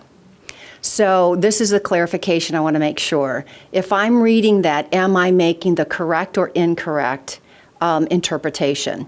I actually think, now that you point that out, we need to take a look at that, because the 2020-21 school year is the following year, not next year, but the following year. Summer of 2020 and summer of 2021 are when the construction is occurring. When Lincoln goes over to Edison, I don't think we're going to have room for full day. Correct, and you made that statement, but that doesn't show it. So I guess right. that's... So I think we need to revise that slide. So my recommendation, just as, pointing that one thing out, is it's good to have this bigger picture and go through it and make sure that it's accurate, right? Because people are going to look at it and, what do we do if it's wrong? Okay, because people are going to make their plans. But secondly, another overlay or another way of showing what's going on might be, just like we did for Master Facilities Plan, is not just a district-wide approach, which is this, but every specific school, what year will we be offering partial or full? And then it's clear for the families who are at that school what will be offered specifically. Just a thought. So, Bev, the committee said communication was extremely important, and Bev will fine-tune all of this stuff before anything goes out public. I do think that the mistake in this chart, though, and I feel bad that we didn't catch it, I think in both Edison and Lincoln, that 2022, 23, I think both of those should be 2023, 24. I think that's what the mistake is on that chart. But we'll fix that. Okay, so okay. And then the second piece is Susan, with a curriculum. I liked your approach and the way that you communicated really quickly. The one question that I wasn't sure that I understood, though, is how you're going to accomplish piloting the curriculum in 2019-20, which is next year, when we're not having full-day kindergarten, with the exception of Fisher, which already has it in place and has the curriculum. So can you just highlight what that means? That's going to be more where we'll be working with the Fisher dual language programs and their full day programs that are over there to go ahead and kind of start to roll out into the model that we've talked about for the all day kindergarten with the schedule. And they already have interdisciplinary units that they've already been using. So we actually used the dual language program over at Fisher, which does do some interdisciplinary between the science and social studies as our model when we were going into coming up with what the curriculums could look like. So that will be one thing. And then also Abby and Natalie will be looking in their half day program to kind of go ahead and further take a look at that scope and sequence and also more of that interdisciplinary approach to try and get a better handle on what we're putting down for people so that it will be very understood for kindergarten teachers that are starting to apply it in an all-day format, exactly kind of the route to go with adding more detail into the curriculum that we kind of already have sketched out. It's just going to be adding more detail to it based off of some of the information that they're going to be doing in the classrooms. And then the last thing is... Is that me? Well, yeah, probably because it's curriculum. Okay. I mean, it's deployment. It's the professional learning. It's the, Abby, I know that she's probably sharing it with her Jackson team, and everyone's involved in the subcommittees, I'm sure, are sharing it with their school teams and their grade level kindergarten team members. But just, was any discussion about how the professional learning and how we, how much do we need? How do we plan now for how do we get that professional development or PLCs with all the kindergarten teachers to prepare them for this transition? I think that's a really fantastic question, and I'm going to be honest that we don't have all the answers for that just yet. So I'm just trying to go ahead and say that we have kind of our sketch for what curriculum is going to look like. We wanted to try that pilot as really more of a year of refinement, so that way during that year we'll be able to build and to kind of learn and teach from by teaching as we're going to go ahead and figure out what professional development needs to be deployed as more teachers are actually going through the process. Okay. Is this me still? Too? No, I don't have questions for you. Not yet. Actually, I have a couple of questions on the implementation, and this slide is perfect if we keep it up there, and then one question on the tuition. I love the idea of the fact that we talked about how important communication was in making sure we are transparent. What I think I heard from Susan is that we will always have that half-day option, okay? We'll always have that half-day option. Although, when I look here, I don't see that. When I look at this, and maybe it's just a function of the slide, I don't see that half-day option spelled out. So maybe if you could, I heard it's implied, but I don't see it. So that's maybe just a communication thing, just to make sure that it is spelled out. The second piece, we have talked about, I think in the last meeting, we talked about, making sure we had equitable resources and the timing of those equitable resources. I'm wondering what feedback or responses you might have from the community with the gap in the time that the all day is available. And it looks like it's about 4 years from one school. Fisher, Emerson are going to have it first, and it looks like the last school to get it, Field Jackson, there's a plan of 4 years. We've talked about equity in one area. We want to make sure we are thinking about it in this area. So what that might look like, considerations on that piece. Margaret, I think that the early implementation committee did wrestle with that question. One of the things is we don't have it now, and some of the people that are able to avail themselves of it are the people that have the means. And so we tried to take a look at the at-risk, some of those types of things were taken into account in terms of how we prioritize some of those things. So I think that the community wanted us to move in this direction, and we felt that we have so many kids coming in the first grade with so many different experiences and so many different levels that we thought that even though it wasn't perfect, that there was a greater good to move forward with getting it off the ground. So the committee kept coming back to say that we just have to have a really, really solid communication plan. If we go with the early implementation, it's not going to be perfect in regard to the issue that you're suggesting. There's just, And again, communication can do wonders. I want to make sure that we've talked about that, and we will look at how we address that. And then the final, this is a question, it's for Chris, on tuition. And I'm wondering if you could just share with me your logic, or I'm sorry, not your logic, the group's logic on why the special groups would not pay. And I think you mentioned it was self-contained special ed and dual language. By law, that's the program. Yeah. Sorry.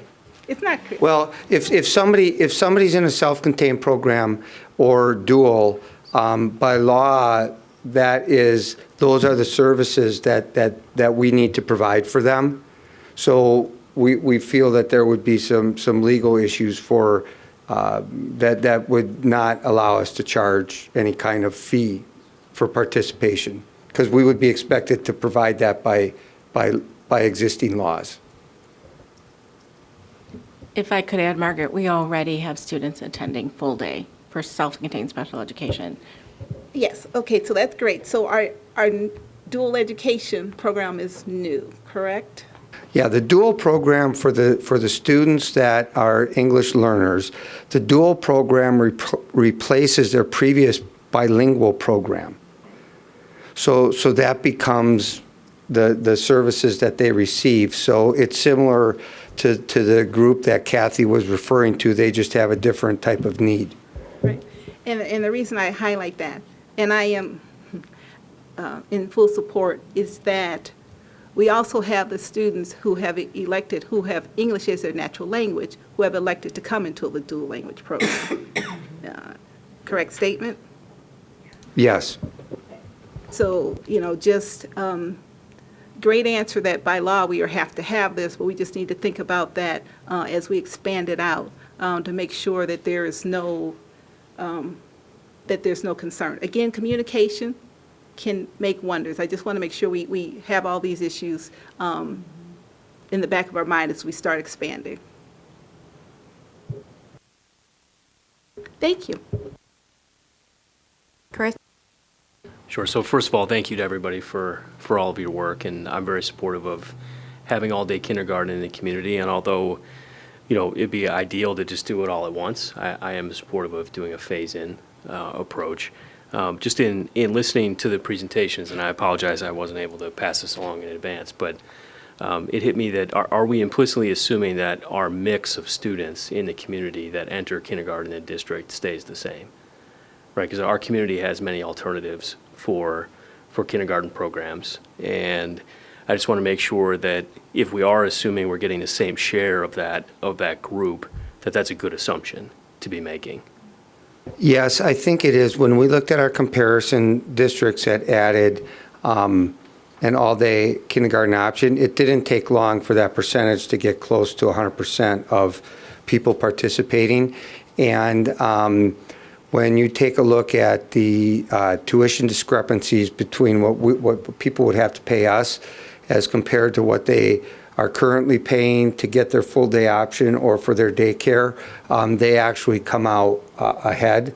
So we're pretty confident that we will have plenty of demand, if that's where you're going with the question. No, actually, where I was going with my question, and it can be a follow-up as well, because I just thought of it as I was listening, is are we going to be drawing a higher percentage of kindergarten students in our community into District 205? As opposed to? Yes, I think we will. I think that there are kids who start out outside of the district so that they go to the private provider because then they don't have to change schools for half a day. So they just start at the other place. I think some of those families would make a different choice. Right. I think so too, just in listening to it. So I just want to make sure that our facilities planning and staffing planning, right? I don't know what numbers we would put around that, or if there's precedent districts who have done this that we could take a look at, but I just wanted to raise that as one thought. What we used a little bit as a barometer that was part of some of the previous presentations is that we took a look at the number of students that came into us in first grade that didn't start here in kindergarten, and it's usually about 100 plus. So we kind of indexed kind of a calculation based off of that. Okay, got it. It's an estimate, but. Okay, and that's in this plan, basically. Okay, got it. But again, not everybody may get in, you know. Sure. So, but yeah. Understood, okay. And then my second question was with regards to the incremental FTEs that we would need to staff this plan. And we talked about kindergarten teachers, but would having additional students in the buildings require additional staff on, like the specials, for example, or other areas that we would need to include in our cost assumption as well? It would, and the tuition, and the subcommittee took that into account when it priced it out. Okay, all right, thank you.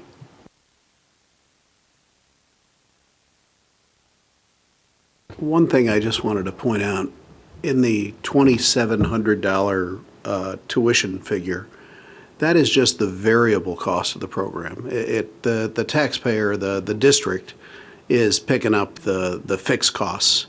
And what we're charging parents is just the variable costs. In other words, the variable costs are the cost of the teacher's salary and the cost of the instructional materials in the classroom. And that's an important distinction, because this district spends well over $12,000 per year per student when you add variable and fixed costs together.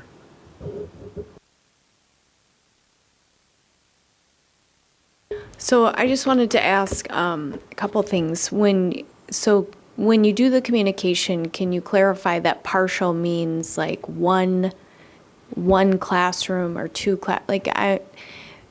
Like it's a little confusing to me, I guess, what partial means. So I don't know, maybe just a finite. There can be two classrooms at this school, or one. You know, I don't know. No, that's a good question. I'm sorry if I didn't clarify it. So, for example, if you have, if you look at Hawthorne. Okay, so Hawthorne naturally right now has 3 sections of half-day kindergarten. Partial would mean that you would have 1 full-day class option, and then you would have 2 half-days. So you would still stay with the 3 sections, but one of those would become full-day, and the other 2 would become half-days. And Margaret, just to add on your question earlier, the half-day program would be embedded in the full day. So the kids would stay within, so you'd have 1 all-day kindergarten classroom. Those students whose parents choose to only enroll them for the half-day, they would all be in the same class, but like, let's say 11:05 is lunch. Those students would then, who are only in the half-day program, would leave, and then the students that are remaining for the day would then go to lunch and then come back. I don't know if that helps to clarify your question. Okay.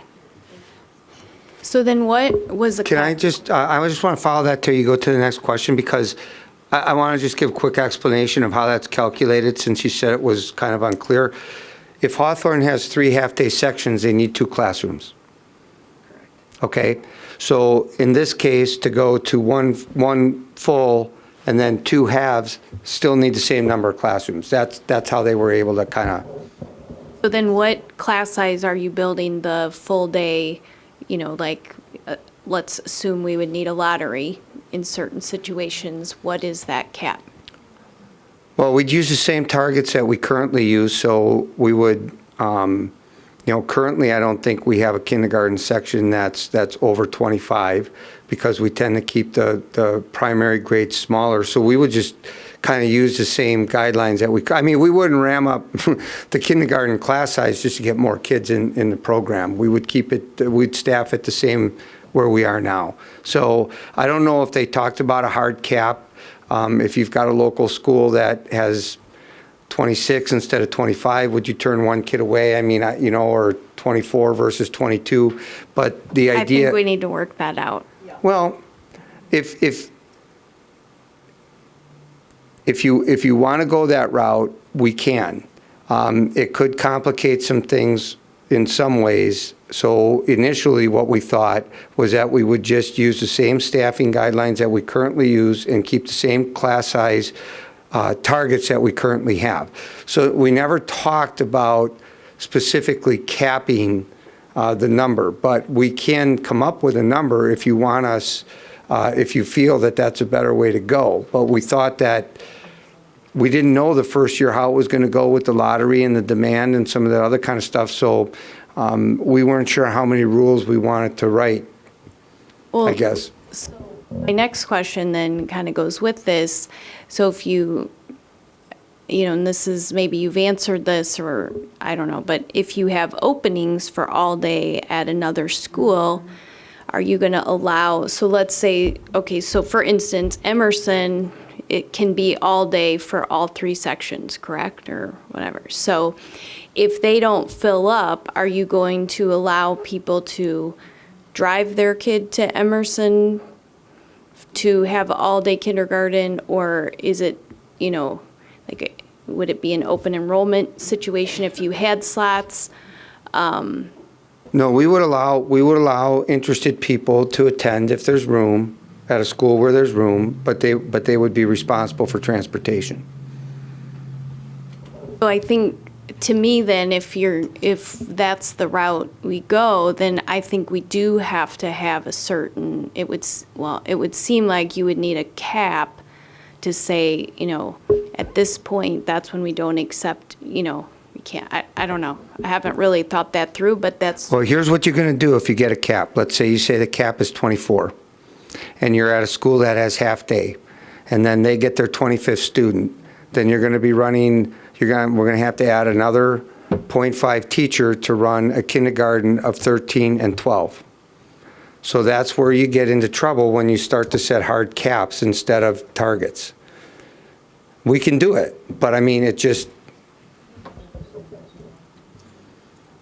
Well, yeah.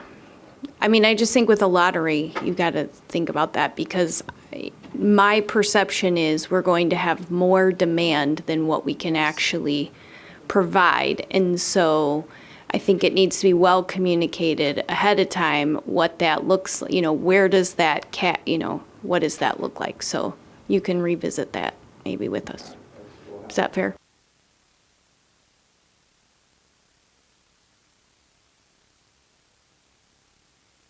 Okay. Anything else? Oh, Margaret? And the question that Kara brought up, I apologize, I didn't think about it. About if there's open slots at another school, allowing that parent to take that child to that other school. Yeah, and I know that's that parent's choice.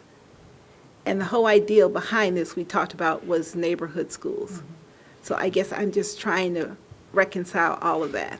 And I just think we need to make sure we can put that into whatever our communication plan is.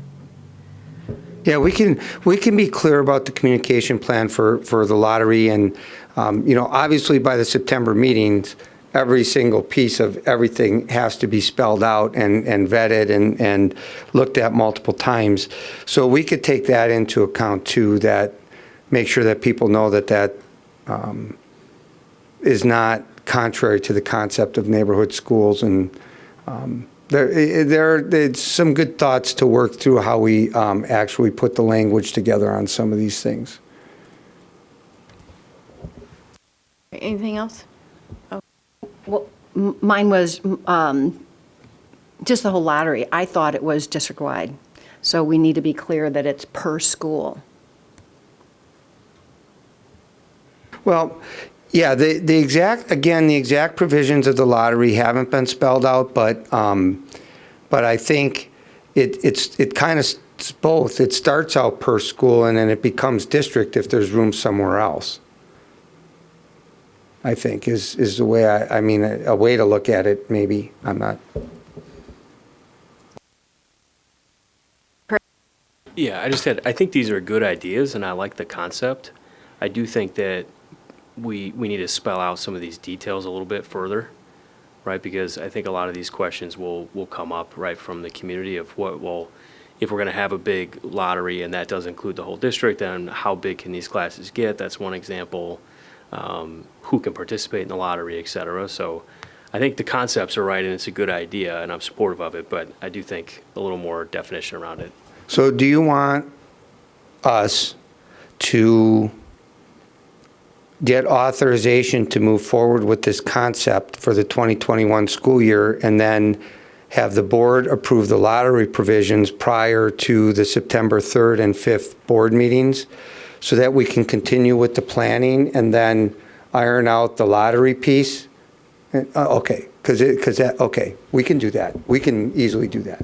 It's really, to me, just about making sure it's communicated and set up ahead of time so everybody knows going in.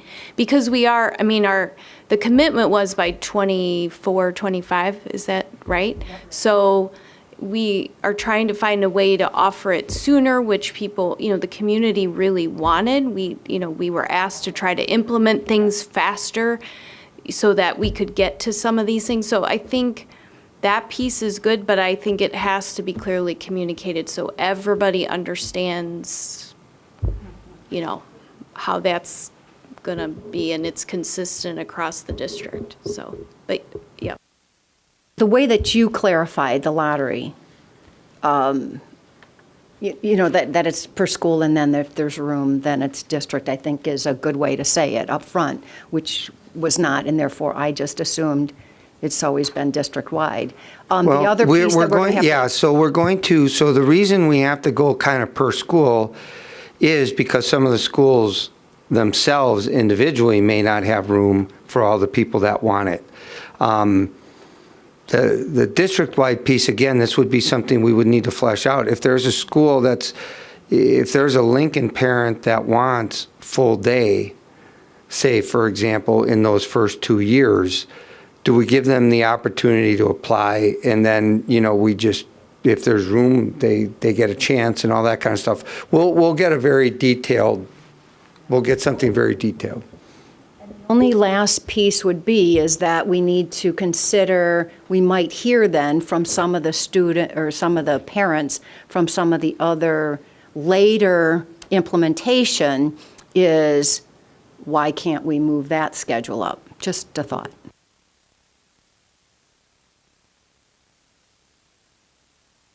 Okay. All right. Do you know what we need to see?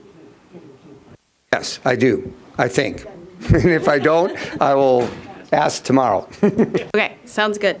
All right, let's take a 3-minute recess or something, and then we'll do special education.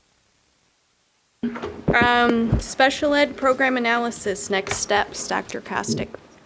Thank you, Kara. Good evening, and thank you for having me. As you're aware, our district embarked on a special education program analysis starting early last summer. Mary Ann Lemke, our Executive Director of Research and Program Analysis, presented the initial findings at the February 12th Board of Education meeting. The full analysis and report has been on our district website. The purpose of this evening's presentation is to bring back to the board an overview of the implementation planning related to those findings. After this evening, this PowerPoint and the detailed implementation plan will also be posted on the district website. Saw this earlier this evening as well, but our district vision, as we know, we want to ensure all students graduate college, career, and life ready. This vision is realized when students leave us confident in those 6 C's. And we know that if we're providing that rigor and relevant opportunities for instruction, our students are gaining those pathways to be college and career and life ready. Everything we do is aligned to our learning and teaching priorities. There are many things as a district that we can be doing, but all stakeholders need to be making sure that we are moving in the same direction and focusing our resources and our energy on the same priorities. So our priorities: creating a shared understanding of our vision, developing curriculum and assessments that align to our content areas, and supporting those instructional strategies aligned to rigor and relevant in the 6 C's. So the different implementation activities you'll see throughout the evening will align to these different learning and teaching priorities. A quick overview of the outline. I'll start by sharing the process that was used to determine the follow-up activities since the initial findings were presented in February. I will then share the feedback from the stakeholder groups and then provide the information on the next steps.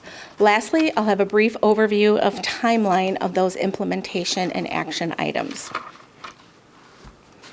This is about getting better. We want to improve. There is a lot we can do, but we cannot do it all. At the onset of the program analysis, we developed a theory of action.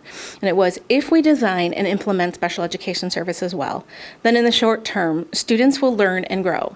In the long term, our students will feel engaged and satisfied along with their families. We did ask the different stakeholder groups what they deem to be the top priority. That if we focus our energy and we focus our resources, again, because we can't do it all, what do we want that top priority outcome to be? And ultimately, we landed on students will graduate college and career life ready. It's not that those things below are unimportant. They are. We know that we are engaging families in that process of service delivery. We want our students to feel engaged and satisfied. And along those short increments, we're seeing that student learning and that growth. So ultimately, we're realizing that vision of leaving us college and career life ready.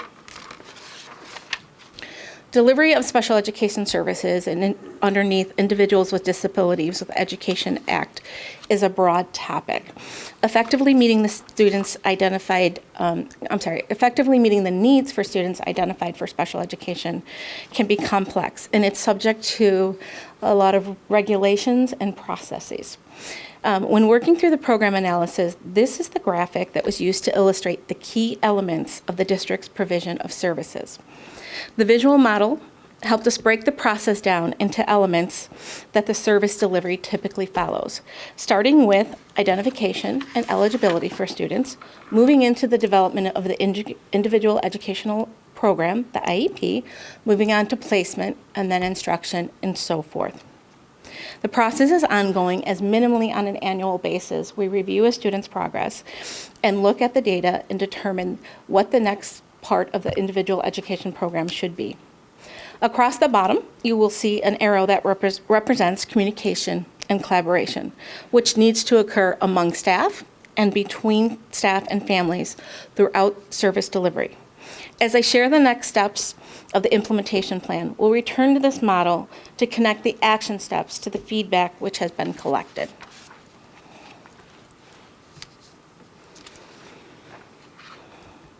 After all the stakeholders, our parents, our special education teachers, our general education teachers, related services groups, and the district administrative team had an opportunity to review the analysis and identify our top outcome of college career life ready, groups were then asked to identify which elements would lead us to the desired outcome. There is a lot to do. We need to focus our resources on what will provide the deepest impact. Some might be high effort, take more time and resources, but have a more significant impact. Some might be high impact, but require less effort and time. The special education supervisors and I focused the last several months of our planning on those top two boxes. I have to thank them for their participation and their commitment to ensuring that our students have the best possible service delivery. As I shared throughout the presentation, we will come back to this special education service delivery graphic. When stakeholders were asked to identify the priority elements for action steps, 4 elements were identified, the first of which is instruction and delivery of services. When we consider the individual education program developed for a student, the element of instruction is at the center of this. It's important to remember that a student's participation in general education and special education services are all a part of that instruction. For the remainder of the presentation, I'll review each of the 4 priority elements, then share the key implementation activities related to each element. The elements are going to be reviewed in priority order. Here's a synopsis of the action steps related to the element of instruction. Achievement gaps exist between the overall student performance in the district and that of the performance of students receiving special education services. Each school improvement plan will include a goal and action steps dedicated to narrowing that achievement gap. Most students receiving special education services spend a majority of their day in the general education classroom. Enhancing the professional learning for all teachers in the area of responsive teaching is a key action that will be reflected in the district's 1920 professional learning plan. Dr. Henderson will be sharing that overall district plan at a future date. We are coordinating with Northern Illinois University to offer a graduate program for teachers to build skills in the area of the instruction of reading. That program application closed last week, and so Dr. Henderson did text me today and say that there are 30 individuals, a nice blend between special education and English language teachers that will be participating in that cohort. Last summer, Brandon Mixon, Jill Mueller, and I began exploring expanding transition services for students on site at the College of DuPage. That will begin the fall of 2019. Teaching assistants are provided professional learning, but we need to expand upon that. Oops, gotta go back one more time.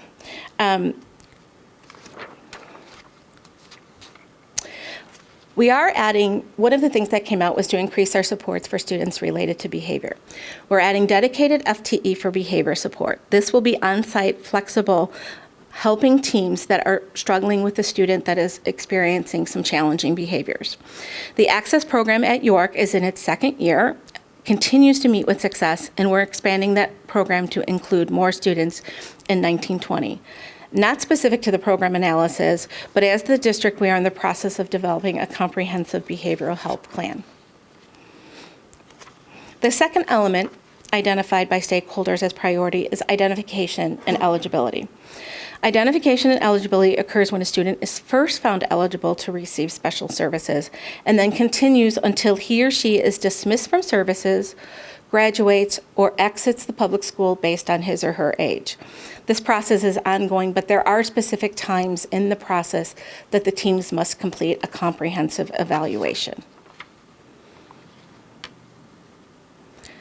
The most significant area of need identified by district stakeholders was for us to develop a clearly defined multi-tiered system of support, MTSS.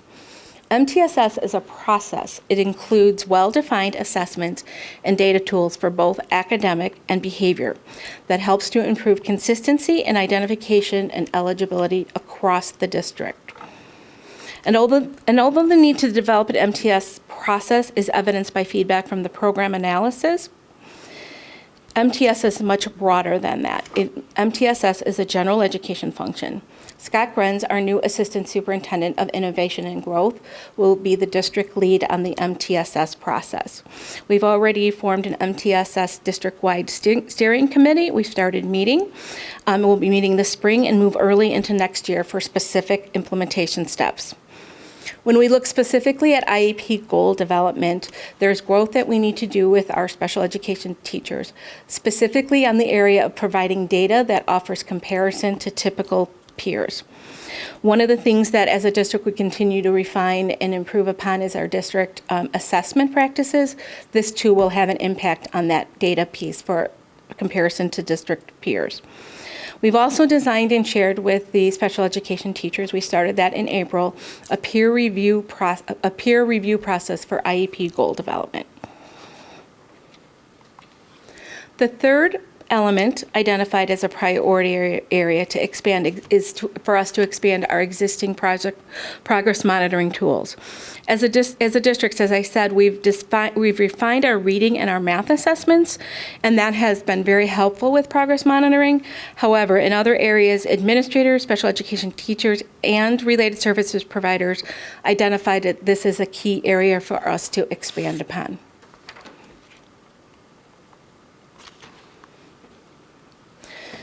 We will begin by identifying a small group of individuals that can research those published tools. We know that published tools have limitations and are not always appropriate for all goals, particularly when we look at aligning those IEP goals to our priority SBR standards or for some of the functional goals that some students may require. Last spring, we started the pilot and use of goal attainment scales at our 6-12 level because we find less of those published assessment tools at the secondary level. So we started with our secondary level on the goal attainment scales. This involves a process of writing individual scales, much like a very detailed task analysis, and the goal attainment scale aligns to the overall priority standard. With the change in administrative structure and increased oversight for special education at the building level, these individuals will have responsibility for a goal review process that will be developed in conjunction with the special education directors. The fourth and final element identified by multiple stakeholders surrounds various aspects of communication and collaboration. The feedback from parents indicated that they want increased communication between and among teachers about their students, their needs, their strategies, and combinations, especially at transition times like the beginning of the year. This also extends to when students are moving from one level to the next, from middle to high school, preschool to elementary, and so forth. For each student moving to a different level, we do have a scheduled transition meeting with the family. However, we will further refine and enhance those parent meetings held at each level change based upon the feedback we received from the parents, as well as some information that we gathered earlier this year from Surge. During the upcoming year, we'll develop a series of parent education opportunities designed to build the understanding of the overall IEP process. Special education teachers and providers will be sending the draft goals home prior to the IEP meetings to allow parents more time to review and give input. Feedback from both general and special education teachers indicated a need for improved opportunities for collaboration. This includes both ensuring that schedules allow for the collaboration, as well as refining our practices about collaboration within our professional learning communities. The use of a facilitated IEP process and student-led IEP process both lend themselves to increased participation and discussion focusing on student performance. We do have secondary students participate in all or part of their IEP meetings, but increasing the participation to emphasize the importance of that self-advocacy is at the center of a student-led process. Since February, as always, Ms. Lumpke has been very busy, and here's some of the information that's been gathered or is in the process of being gathered.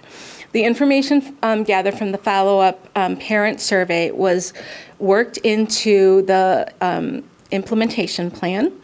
We are in the process of completing a more in-depth co-teaching study, including those classroom observations, and in the coming week or week and a half, we'll be meeting with the administrators from those buildings and making sure that we're implementing professional learning and the steps are implemented with the input from the building principals for 1920.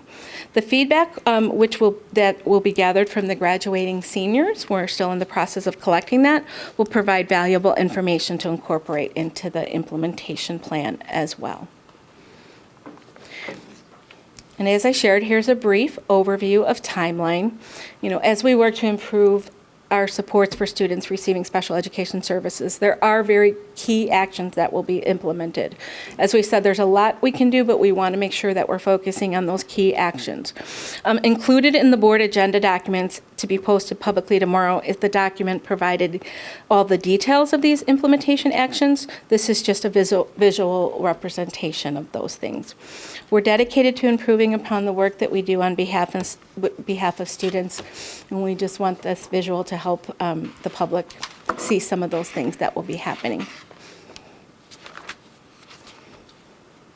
And I am ready for questions. Okay, thank you. All right, Chris.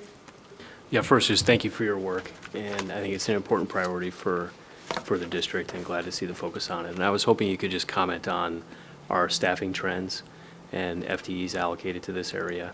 Sure. Our staffing trends overall, as Mr. Welton will tell you, continue to move up in different areas. We do look at where the students are going, and right now our biggest growth is moving to 9th grade. We have 30 more students identified for services. Last time I checked, it might be a few off since then, because we are constantly changing our enrollment. We have 30 more students that were entering as 9th grade that are exiting as seniors. So that's approximately 2 FTE right there. We also added some growth at our middle schools, but we also built in a little more FTE to add some more of that collaboration time. The other place where we added some FTE more for the flexibility and the collaboration is at the elementary, because overall we're pretty flat in our enrollment of students at the resource level. We do have a bubble of students coming out of Madison that will participate in our multi-needs program over at Edison Elementary, so we're expanding that to 2 sections. Right now, that is at 12 students, and we try to keep that closer to 8 or 9. Those are our students with the most complex learning, physical, sometimes medical needs. And then the other place where we are adding growth for next year is the transition expansion that I talked about at COD. That's a 1.0 FTE. And the other piece of that will be incorporated into the existing transition FTE. The piece that we have an overarching number of educational assistants, and we've been able to stay in that number now for about 2 years, and moving staff around as students' needs change. Sometimes we get new students, sometimes the student moves out, and that allows us to move the assistants around. We do that throughout the year. Our related services are relatively flat. We did add a little bit more to Edison because the students with multi-needs, again, come with a lot of related services, so I needed to add some related services for social work services there. Okay, great. And just from a staffing perspective, I would just encourage, continue to allocate based on need and not necessarily on a pro rata basis, at least in my opinion, so that making sure we're going where the biggest need is within a district. Yeah, everything that we do is based on need. We have the ability to look up. We do a lot of looking at each individual IEP, and part of that is necessitated by that ever-changing number of students at a specific site. And when you get some of those smaller buildings, 1 or 2 students can really make a difference depending on the needs. High school being larger or middle schools being a little larger, they can absorb those changes a little more easily than some of our smaller schools can.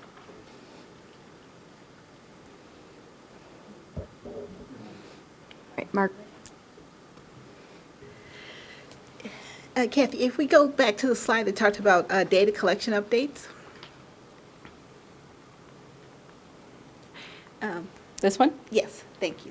So first off, I want to thank the team. When I go through and I look here, I see parents we got input from, I see students, current students, teachers, just general observations. And then finally, what I am really very excited about is that graduating senior survey, so they can talk about how they feel they are prepared for it.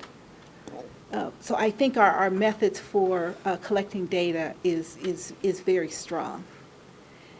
Now, in the event that I see that there was a parent survey, is there a way that if people miss this cutoff, that they can provide some type of feedback in some other form, via the web, via some other way? Is there any way that you could get ongoing information if people feel like there's information that they just have to share?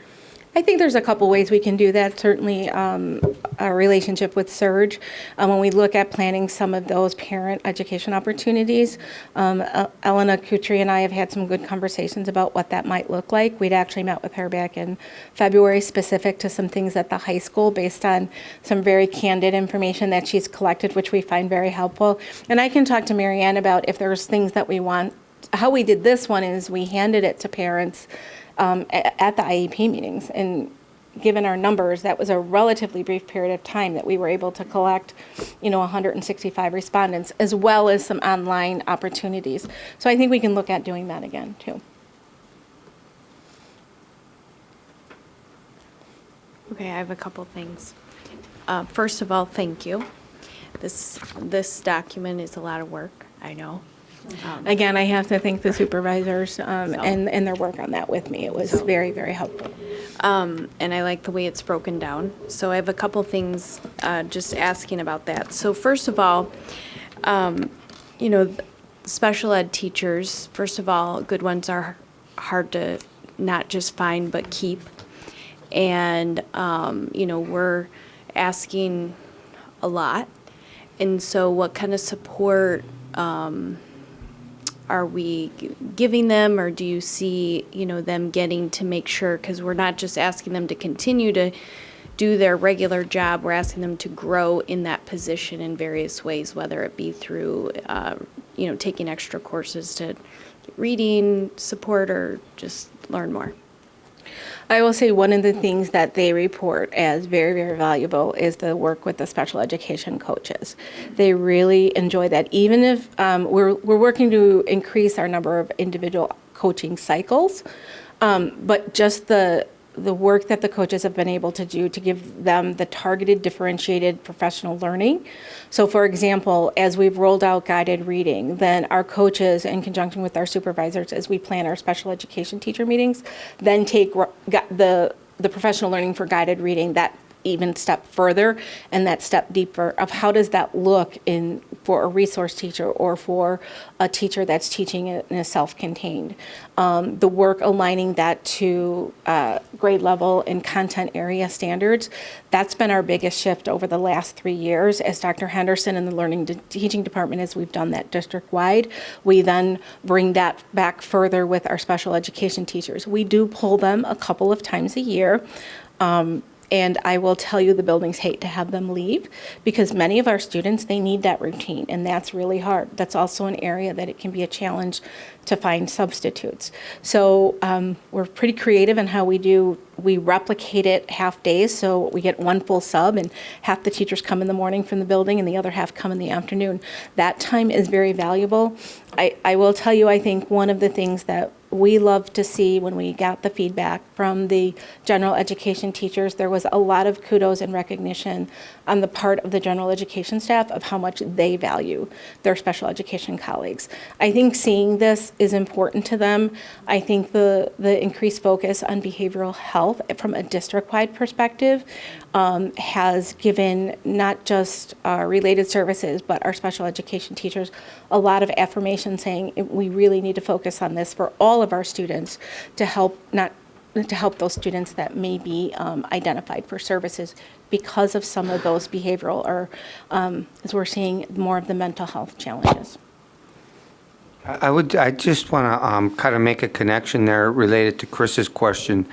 The increased staffing, we were holding fairly steady within enrollment fluctuations. Like, we were not increasing a lot of special ed staff per se over the last couple of years, but the increases that we have been experiencing are largely due to the increase in students that are having emotional difficulties, not the traditional classroom difficulties that you might assume when you think of a special ed student. So when you go back to the behavior, one of the things that we're seeing in some of the students with the more challenged behavior, and even specific to the Access program at York, most of those students, right now I can only think of one who has some significant learning difficulties. Most of them are very strong academically, and just that environment and some of those behavioral health or mental health challenges preclude them from fully accessing the comprehensive high school. And when, if you look back at the initial findings and you look back at the trends in eligibility, you would see an increase in the eligibility category of other health impaired, and that is often where we see those students with some of those mental health concerns being found eligible for special education. So as Dr. Moyer said, some of the dedicated FTE for behavior supports, we're looking to see of how we can continue to support those kids in accessing the general education environment. And we're also seeing that at a much younger age as well. Okay, so just a follow on, you sort of alluded to it, but just in talking about the teachers, the professional development, we know that's a big piece of this, and the substitutes, just I guess I want to reiterate how important I think it is part of that support to me is helping them have consistent substitutes if necessary, because not just for the students who thrive on routine, but also for the teachers, because if you're a teacher and you know the substitute that's coming in, it's a lot easier when somebody knows your classroom routine, and it's a lot of work to be gone for a teacher. So just in kind of echoing Chris's, what supports, Absolutely. even though it might seem like a minor, it can be important to the teacher. I will share, and Leslie might be able to speak to this, with the addition of the permanent substitute position, if you remember that from earlier this fall, those individuals are likely to be the first ones to work with our students that are identified for services because they get to know the students, and some of them have been wonderful. So that really has helped to some degree. The other thing that, when you go back to the collaboration piece, we're working with district management group, Leslie and Heidi from Field and Jefferson. Actually, we're meeting 8 o'clock tomorrow morning with district management group, and we're working with some software that hopefully allows the principals the ability to look at those schedules of the specialist and be able to ensure that we're blocking out that collaboration time to be a part of those professional learning communities. As we've put more things into our schedule for all students, like acceleration and wanting those clean blocks for literacy and math, those are all really, really good things. But then it creates some lockstep, if you will, of when the specialist can see kids. And we're finding that we need to do some work to make sure that the specialists still have the access to the collaborative professional learning communities. Great. And just one last thing. How will we know that, these things have happened? Well, if you look at the outcome, we really tried to keep that in mind, that those things are very observable and measurable. I think there will need to be some, like, for example, if I was talking about the parent piece, I think when we do, like, if the parent education series, we need to get feedback from them and keep that to share how that would be looking. When Dr. Henderson has the opportunity to see the professional learning plan, you will see a lot about the co-teaching. You will see a lot about the responsive teaching. And we already have feedback built into that process, which will directly link to the implementation steps in this plan. And the reason that connection with learning and teaching is so important, and when we think about even our district staff recognizing the multi-tiered system support as really there's a big tier 1 component in that, and that impacts all students, and we're recognizing that building that capacity is really where we need to make sure that we're focusing energy and time on as well, and not just more in that responsive to students' needs is always going to be there, and we always make sure that we are doing that. We do a very good job of our child find, all the way from our preschool all the way through our high school and so forth. But we want to make sure we're building that tier 1, which is for all students throughout the process. Great. Thanks. Anybody else? Karen? I thank you for the series of work and presentations that not just you, Kathy, but the big team behind you have been working on for quite some time now. I like, what it's gotten to. There's 3 pieces that I think are important that I've heard over many years that, are areas of focus or concern that you are addressing here that I think is good, that I wanted to highlight. One is the IEP, meetings. It's, basically getting the whole teams together with the parents. 2, curriculum, and 3, the focus on general ed and special education teams and facilitating how can we facilitate or create time for them to work together and to understand the 2 different roles and how they do come together on behalf of the students. So I wanted to commend, those in particular. One, with regard to the curriculum, based on the tiered approach, if I'm understanding it correctly, the first approach has been what's the general curriculum, and then based on the student's need, then how do we need to modify it? Mm-hmm. So I think that that's something that we have heard for a long time, so I like that approach. I wanted to make sure, am I understanding it correctly? Yes. All students are considered general education students. I'm going to get a little bit on my special education soapbox here.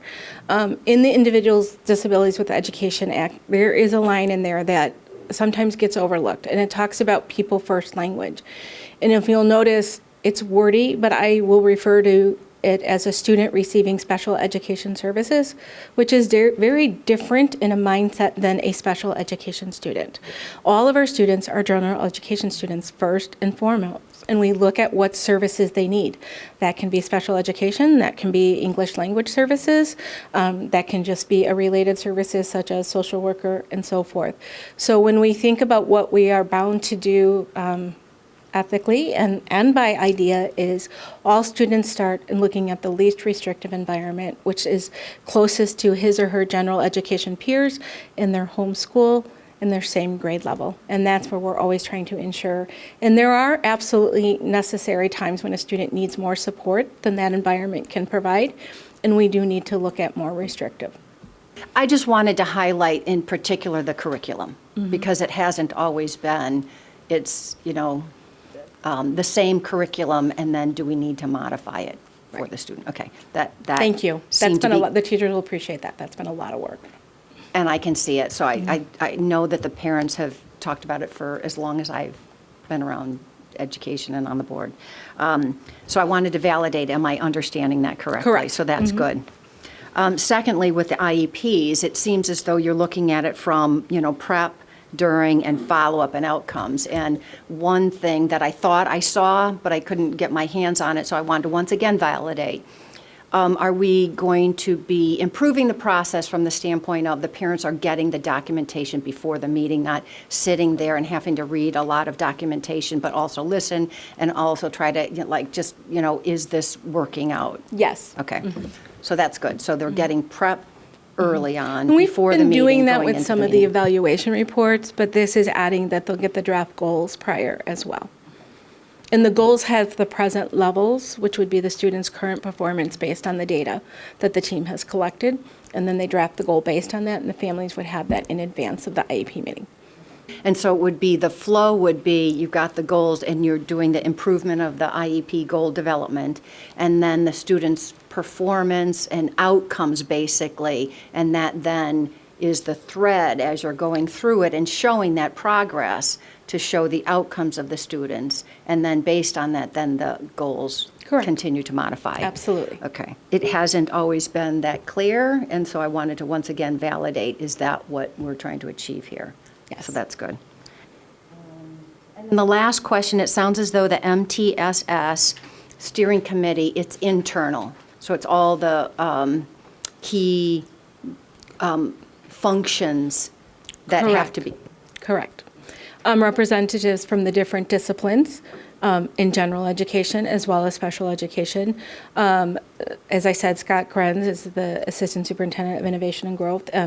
If you recall from the job description from a few months ago, that was listed specifically of him having the primary responsibility. But even Scott, in the interview process, and we were asking a question about MTSS, he said, well, Kathy, isn't that you? And he was being, facetious about it, but understanding that he and I, and then all of the directors would really be having a large part in that implementation. But we need to hear from our stakeholders. And as Scott, he will be here at our next meeting, which is in May, which we appreciate him making the effort to be here. We expect to have information ready to provide to our administrators at the August administrative meeting. Beth? Just a quick question. Forgive me. Thank you so much for all the information. No about the transition program. I don't know all the details of how the transition program works, but in talking about them being able to do some programs at College DuPage, do the transition students, are they able to use resources at, or do they now use resources at the high school as well, as far as maybe some of the... Some of our related services are placed both at high school and transition, but the actual services to kids, no, we really emphasize that they are in a transition for adult services. They have been at York for 4 years. They've completed that. Just like any other graduate, they can participate in it as a community member. But for example, like if we're looking at how to develop their community goals, we're looking at recreation services and the adult services that are in the community. That is now their peer group. That is who we want to make sure that when they age out or leave us, students are eligible for services until their 22nd birthday, and many of our students stay until the day prior. We want to make sure that your last day of transition looks very much like your first day when you exit. So we are really working to connect students to those employment and those community opportunities and that training that goes along with that. So they rarely would they be participating anything at York unless they were just like any other graduate coming back to celebrate something at their high school. Okay, anything else? Okay, thank you very much. Thank you. Appreciate your attention long into the evening. We asked you to come back in May with action steps and things that were actually going to happen, and you did, so thank you very much. Thank you. Our pleasure. All right. Next up is superintendent's agenda, consent agenda. Are there any items a board member would like to pull? Yes, I would like to pull items C and D from the consent agenda. Okay. So do I have a motion then for A, B, and E? I move that the Board of Education approve the superintendent's consent agenda items A and B. I second. Call the vote. Mr. Collins? Yes. Mrs. Stufen? Yes. Mr. Kaczynski? Oh, all right. Mrs. Hostler? Yes. Dr. Harrell? Yes. Mrs. Caforio? Yes. 5 ayes, no nays, 2 absent. The motion passes. Do I have a motion for item C? I move that we approve item C, approval of bid 1909 paving site concrete. I'll second. Discussion? Yes. I'm wondering if we can just provide just a background on what this item is. Both item C and D both relate to our summer projects this summer related to paving. The item C is we bid out, so we have 4 paving projects going on this summer. The largest one is the Churchville parking lot. We also have the York West Drive, and at the Bryan, we are repaving the northeast lot, which is by the maintenance garage over there where some of the staff park, and also this small little east drive. And then at Jackson, we're repaving the entrance. So those are the 4 paving projects. On this bid, we had 5 responses. The low bidder was Trock McNeil Paving Company, Inc. at $1,159,000. The bids were all reviewed by the construction manager, ICI. Thank you. Any other discussion? All right, go ahead and call the vote. Dr. Harrell? Yes. Mr. Collins? Yes. Mrs. Hostler? Yes. Mrs. Stufen? Yes. Mrs. Caforio? Yes. 5 ayes, no nays, 2 absent. Motion passes. Motion for item D on the consent agenda. I move that we approve item D on the consent agenda, bid 1911 site utilities. I'll second. Discussion? So the site utilities is related to the 4 paving projects, which is basically sewer type work. There were 4 responses to this bid. The lowest two bidders did not include demolition in their bids, so were disqualified. So the lowest qualified bidder was Archon Construction Company, Inc. at $220,000. And it was reviewed by ICI. Anything else? Okay, go ahead and call the vote. Dr. Harrell? Yes. Mr. Collins? Yes. Mrs. Stufen? Yes. Mrs. Hostler? Yes. Mrs. Caforio? Yes, 5 ayes, no nays, 2 absent, motion passes. All right, before we move on to superintendent's communication, I just have to say congratulations to Leslie, who's sitting here in the audience. I'm sure you'll be missed at your school.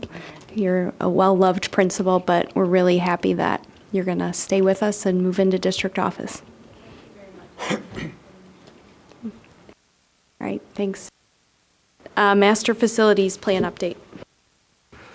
So we had the big presentation by White at the last board meeting. So this is just kind of an abbreviated update just to let you know that we have some things scheduled. And the next one is tomorrow night at Bryan to go over the concepts, the initial schematic concepts with anybody interested from the Bryan community. And we had one last night at Edison, and I think that went pretty well. Pretty good turnout, I think. And then we have some boundaries information sessions at Edison. We're going to personally reach out to the neighborhoods that are affected by the changes and make sure everybody understands what's going on and how it affects them. What got added on a little bit later that's not on here, it'll be on the next time, is we also started to schedule a series of realtor meetings to go over the boundary information. And then the architects and the construction manager will continue with the design process. And then you saw tonight, we picked some dates for all-day kindergarten sessions. We thought we would do that by feeder pattern, so they're at the 3 middle schools for early fall. And that, of course, is subject to approval at the next board meeting. In regard to today's presentation, Kathy, nice job. Thank you. I just wanted to make sure that for people that aren't familiar with this term, the term Tier 1 has to do with the general education classroom setting and universal instruction for all students. And the one thing that came out of the initial findings that we presented in February, we do a pretty good job by most standards of getting students into that general education classroom setting, which I was really proud of because we've been working on that very hard. What we're trying to do now is take a look at other things related to their learning, and that's partly why you see things about school improvement plans having specific goals and other things like that with the plan. But that's the concept of what Tier 1 means. The second thing I just want to point out on my report is that Senate Bill 690, there's a typo in the heading there, but Senate Bill 690 is the graduated income tax bill that if voters approve it in the year 2020, if that goes into effect, there was an amendment added to that bill that in 2022 there would be a property tax freeze, contingent upon not only that passing, but the state fully funding the evidence-based funding model. Right now, we do not get all the money that we should get in some select areas called categoricals, which are special education, transportation, and some other funding streams for those types of specialized things. Our CPI has averaged in recent years $1.6 million. If we were fully funded with the evidence-based funding model and a property tax freeze went into effect, we would lose close to $1 million annually in revenue. So I think that that's important that our community understands what the ramifications of that would be for the district if it were to pass. So those are the two items that I wanted to just provide some information on tonight. Any questions about that? All right. Okay, tweet of the week. Big reveal. Oh, congratulations to all of our teachers, and just a hearty thank you. Last week was National Teacher Appreciation Week, and in concluding that particularly special week of honor, the D205 Foundation went around on a tour awarding the THEMES grants, and I believe it's over almost nearly $96,000 worth of grants going back into our schools and into our classrooms. And this is just an example of how we come to the Ignite D205. It takes all of us moving together in terms of that hashtag being realized. And this is an example from Ann Quebeman's classroom at Jackson. And she just says, thank you so much to the @D205 Foundation for supporting my grant for iPads and green screens to supplement our passion projects in 4th grade at Jackson D205. And usually it accompanies with the hashtag Ignite D205. But just very grateful for everything that the foundation does to support our teachers and their innovative efforts. Congratulations again to all of the recipients, and just a hearty thank you to all of our teachers. Okay, thanks. Okay, so for board communications, I just wanted to give you the board an update on we've been discussing donations and working with the PTA and talking to the foundation and various things. And, as we recognize, these are the community schools, and the community wants to enhance the educational experience for their students. And many groups want to donate to work, and work through their own process. So the foundation, I don't know if everybody knows this, but a board member attends a foundation meeting each month, so that the board is involved in a lot of the discussions of the work that they're doing. Other donations that come the school way come to the schools. There's a conversation that happens with the administration. And so it seemed that it would be fitting that there was a conversation and a process for PTAs as well. So in working with the PTAs and discussions we had with, kind of what our concerns were as a board in being able to implement our policy, which is 880, gifts to the district, which part of our policy reads, that permits the district to work towards resource equity amongst its learning centers. And so, we want to, promote, we want people to be able to enhance the experience for the students. These are the community schools, but we also have to keep in mind that we want our schools to be, as equal, as general as that looks, but equal. So the PTAs the councils worked really hard, and on last Tuesday, we had a meeting at the PTA council meeting, which had the current PTA presidents and then the incoming PTA presidents and myself and the PTA council exec board, both this year's and next year's, and Dr. Moyer and Bev. And so we all talked through the process to be put in place for next year. And it's going to be seen as a pilot, and it'll be tweaked at the end of next year. But essentially, the process that the PTAs would go through is that in May, the administration would share with PTAs a partner list. So a list of things that if, not a requirement, but if the PTAs or anyone else wants to partner with the district, these are the priorities for the upcoming year. And then the PTAs, do their budgeting process and their normal process. But then in October, the PTAs would fill out a fundraising template and submit it to the PTA council. And the template would just say, here's what we would like to do this year for our school. And we hope to partner with you and make a donation of X. And they will put those on a list. They will have already worked with the principals who also know what the process is. And the administration and they're going to make sure the principals know. They will work with the PTA presidents, and so they will turn in a sheet that's been signed off by the principal. The PTA, their own PTA has made the decision ahead of time. It'll come to the PTA council, and then there'll be a roundtable discussion to just have a look at those and see that we'll have a board member on that, administration and PTA executive, or the PTA executive council.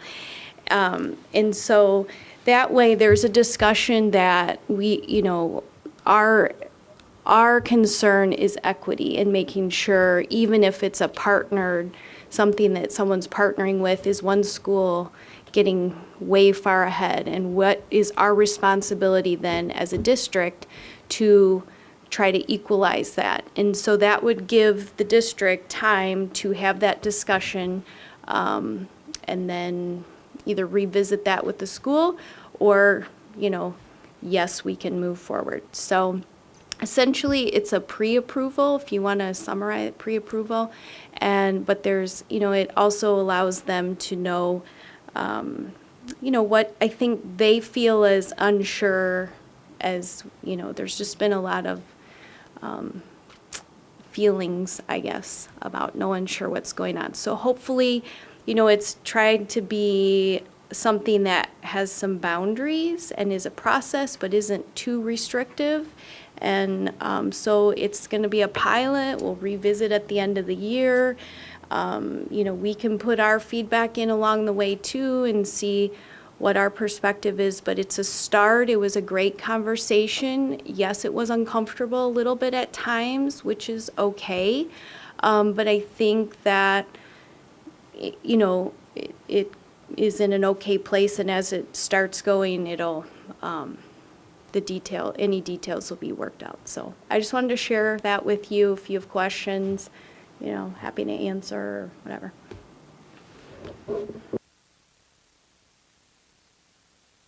I just want to state that some of the local PTAs may have to readjust some of the way they have typically operated, but I just want to thank them for being very collaborative in the process of trying to recognize that we need to work together to try to come to some type of a path forward. And I appreciate the way we were able to work through that together.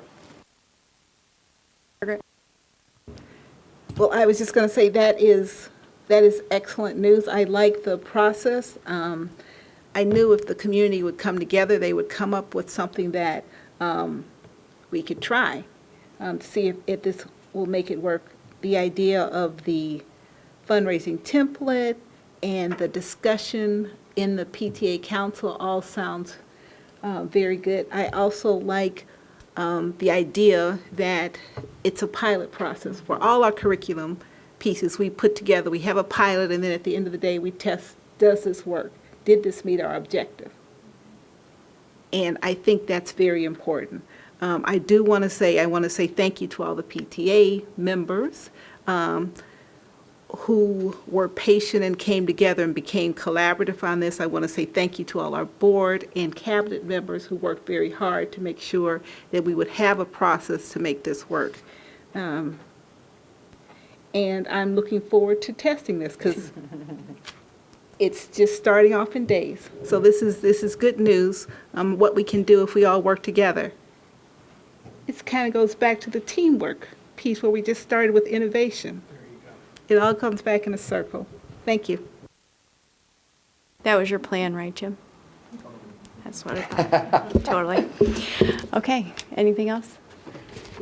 Okay, so we have 3 upcoming meetings scheduled. Tuesday, May 28th, 2019, regularly scheduled Board of Education meeting here in District 205 Center. Monday, June 10th, 2019, special Board of Education meeting, 6:30 here in District 205 Center. And Tuesday, June 18th, 2019, regularly scheduled Board of Education meeting here in District 205 Center at 7:30. With that, I will adjourn. Thanks.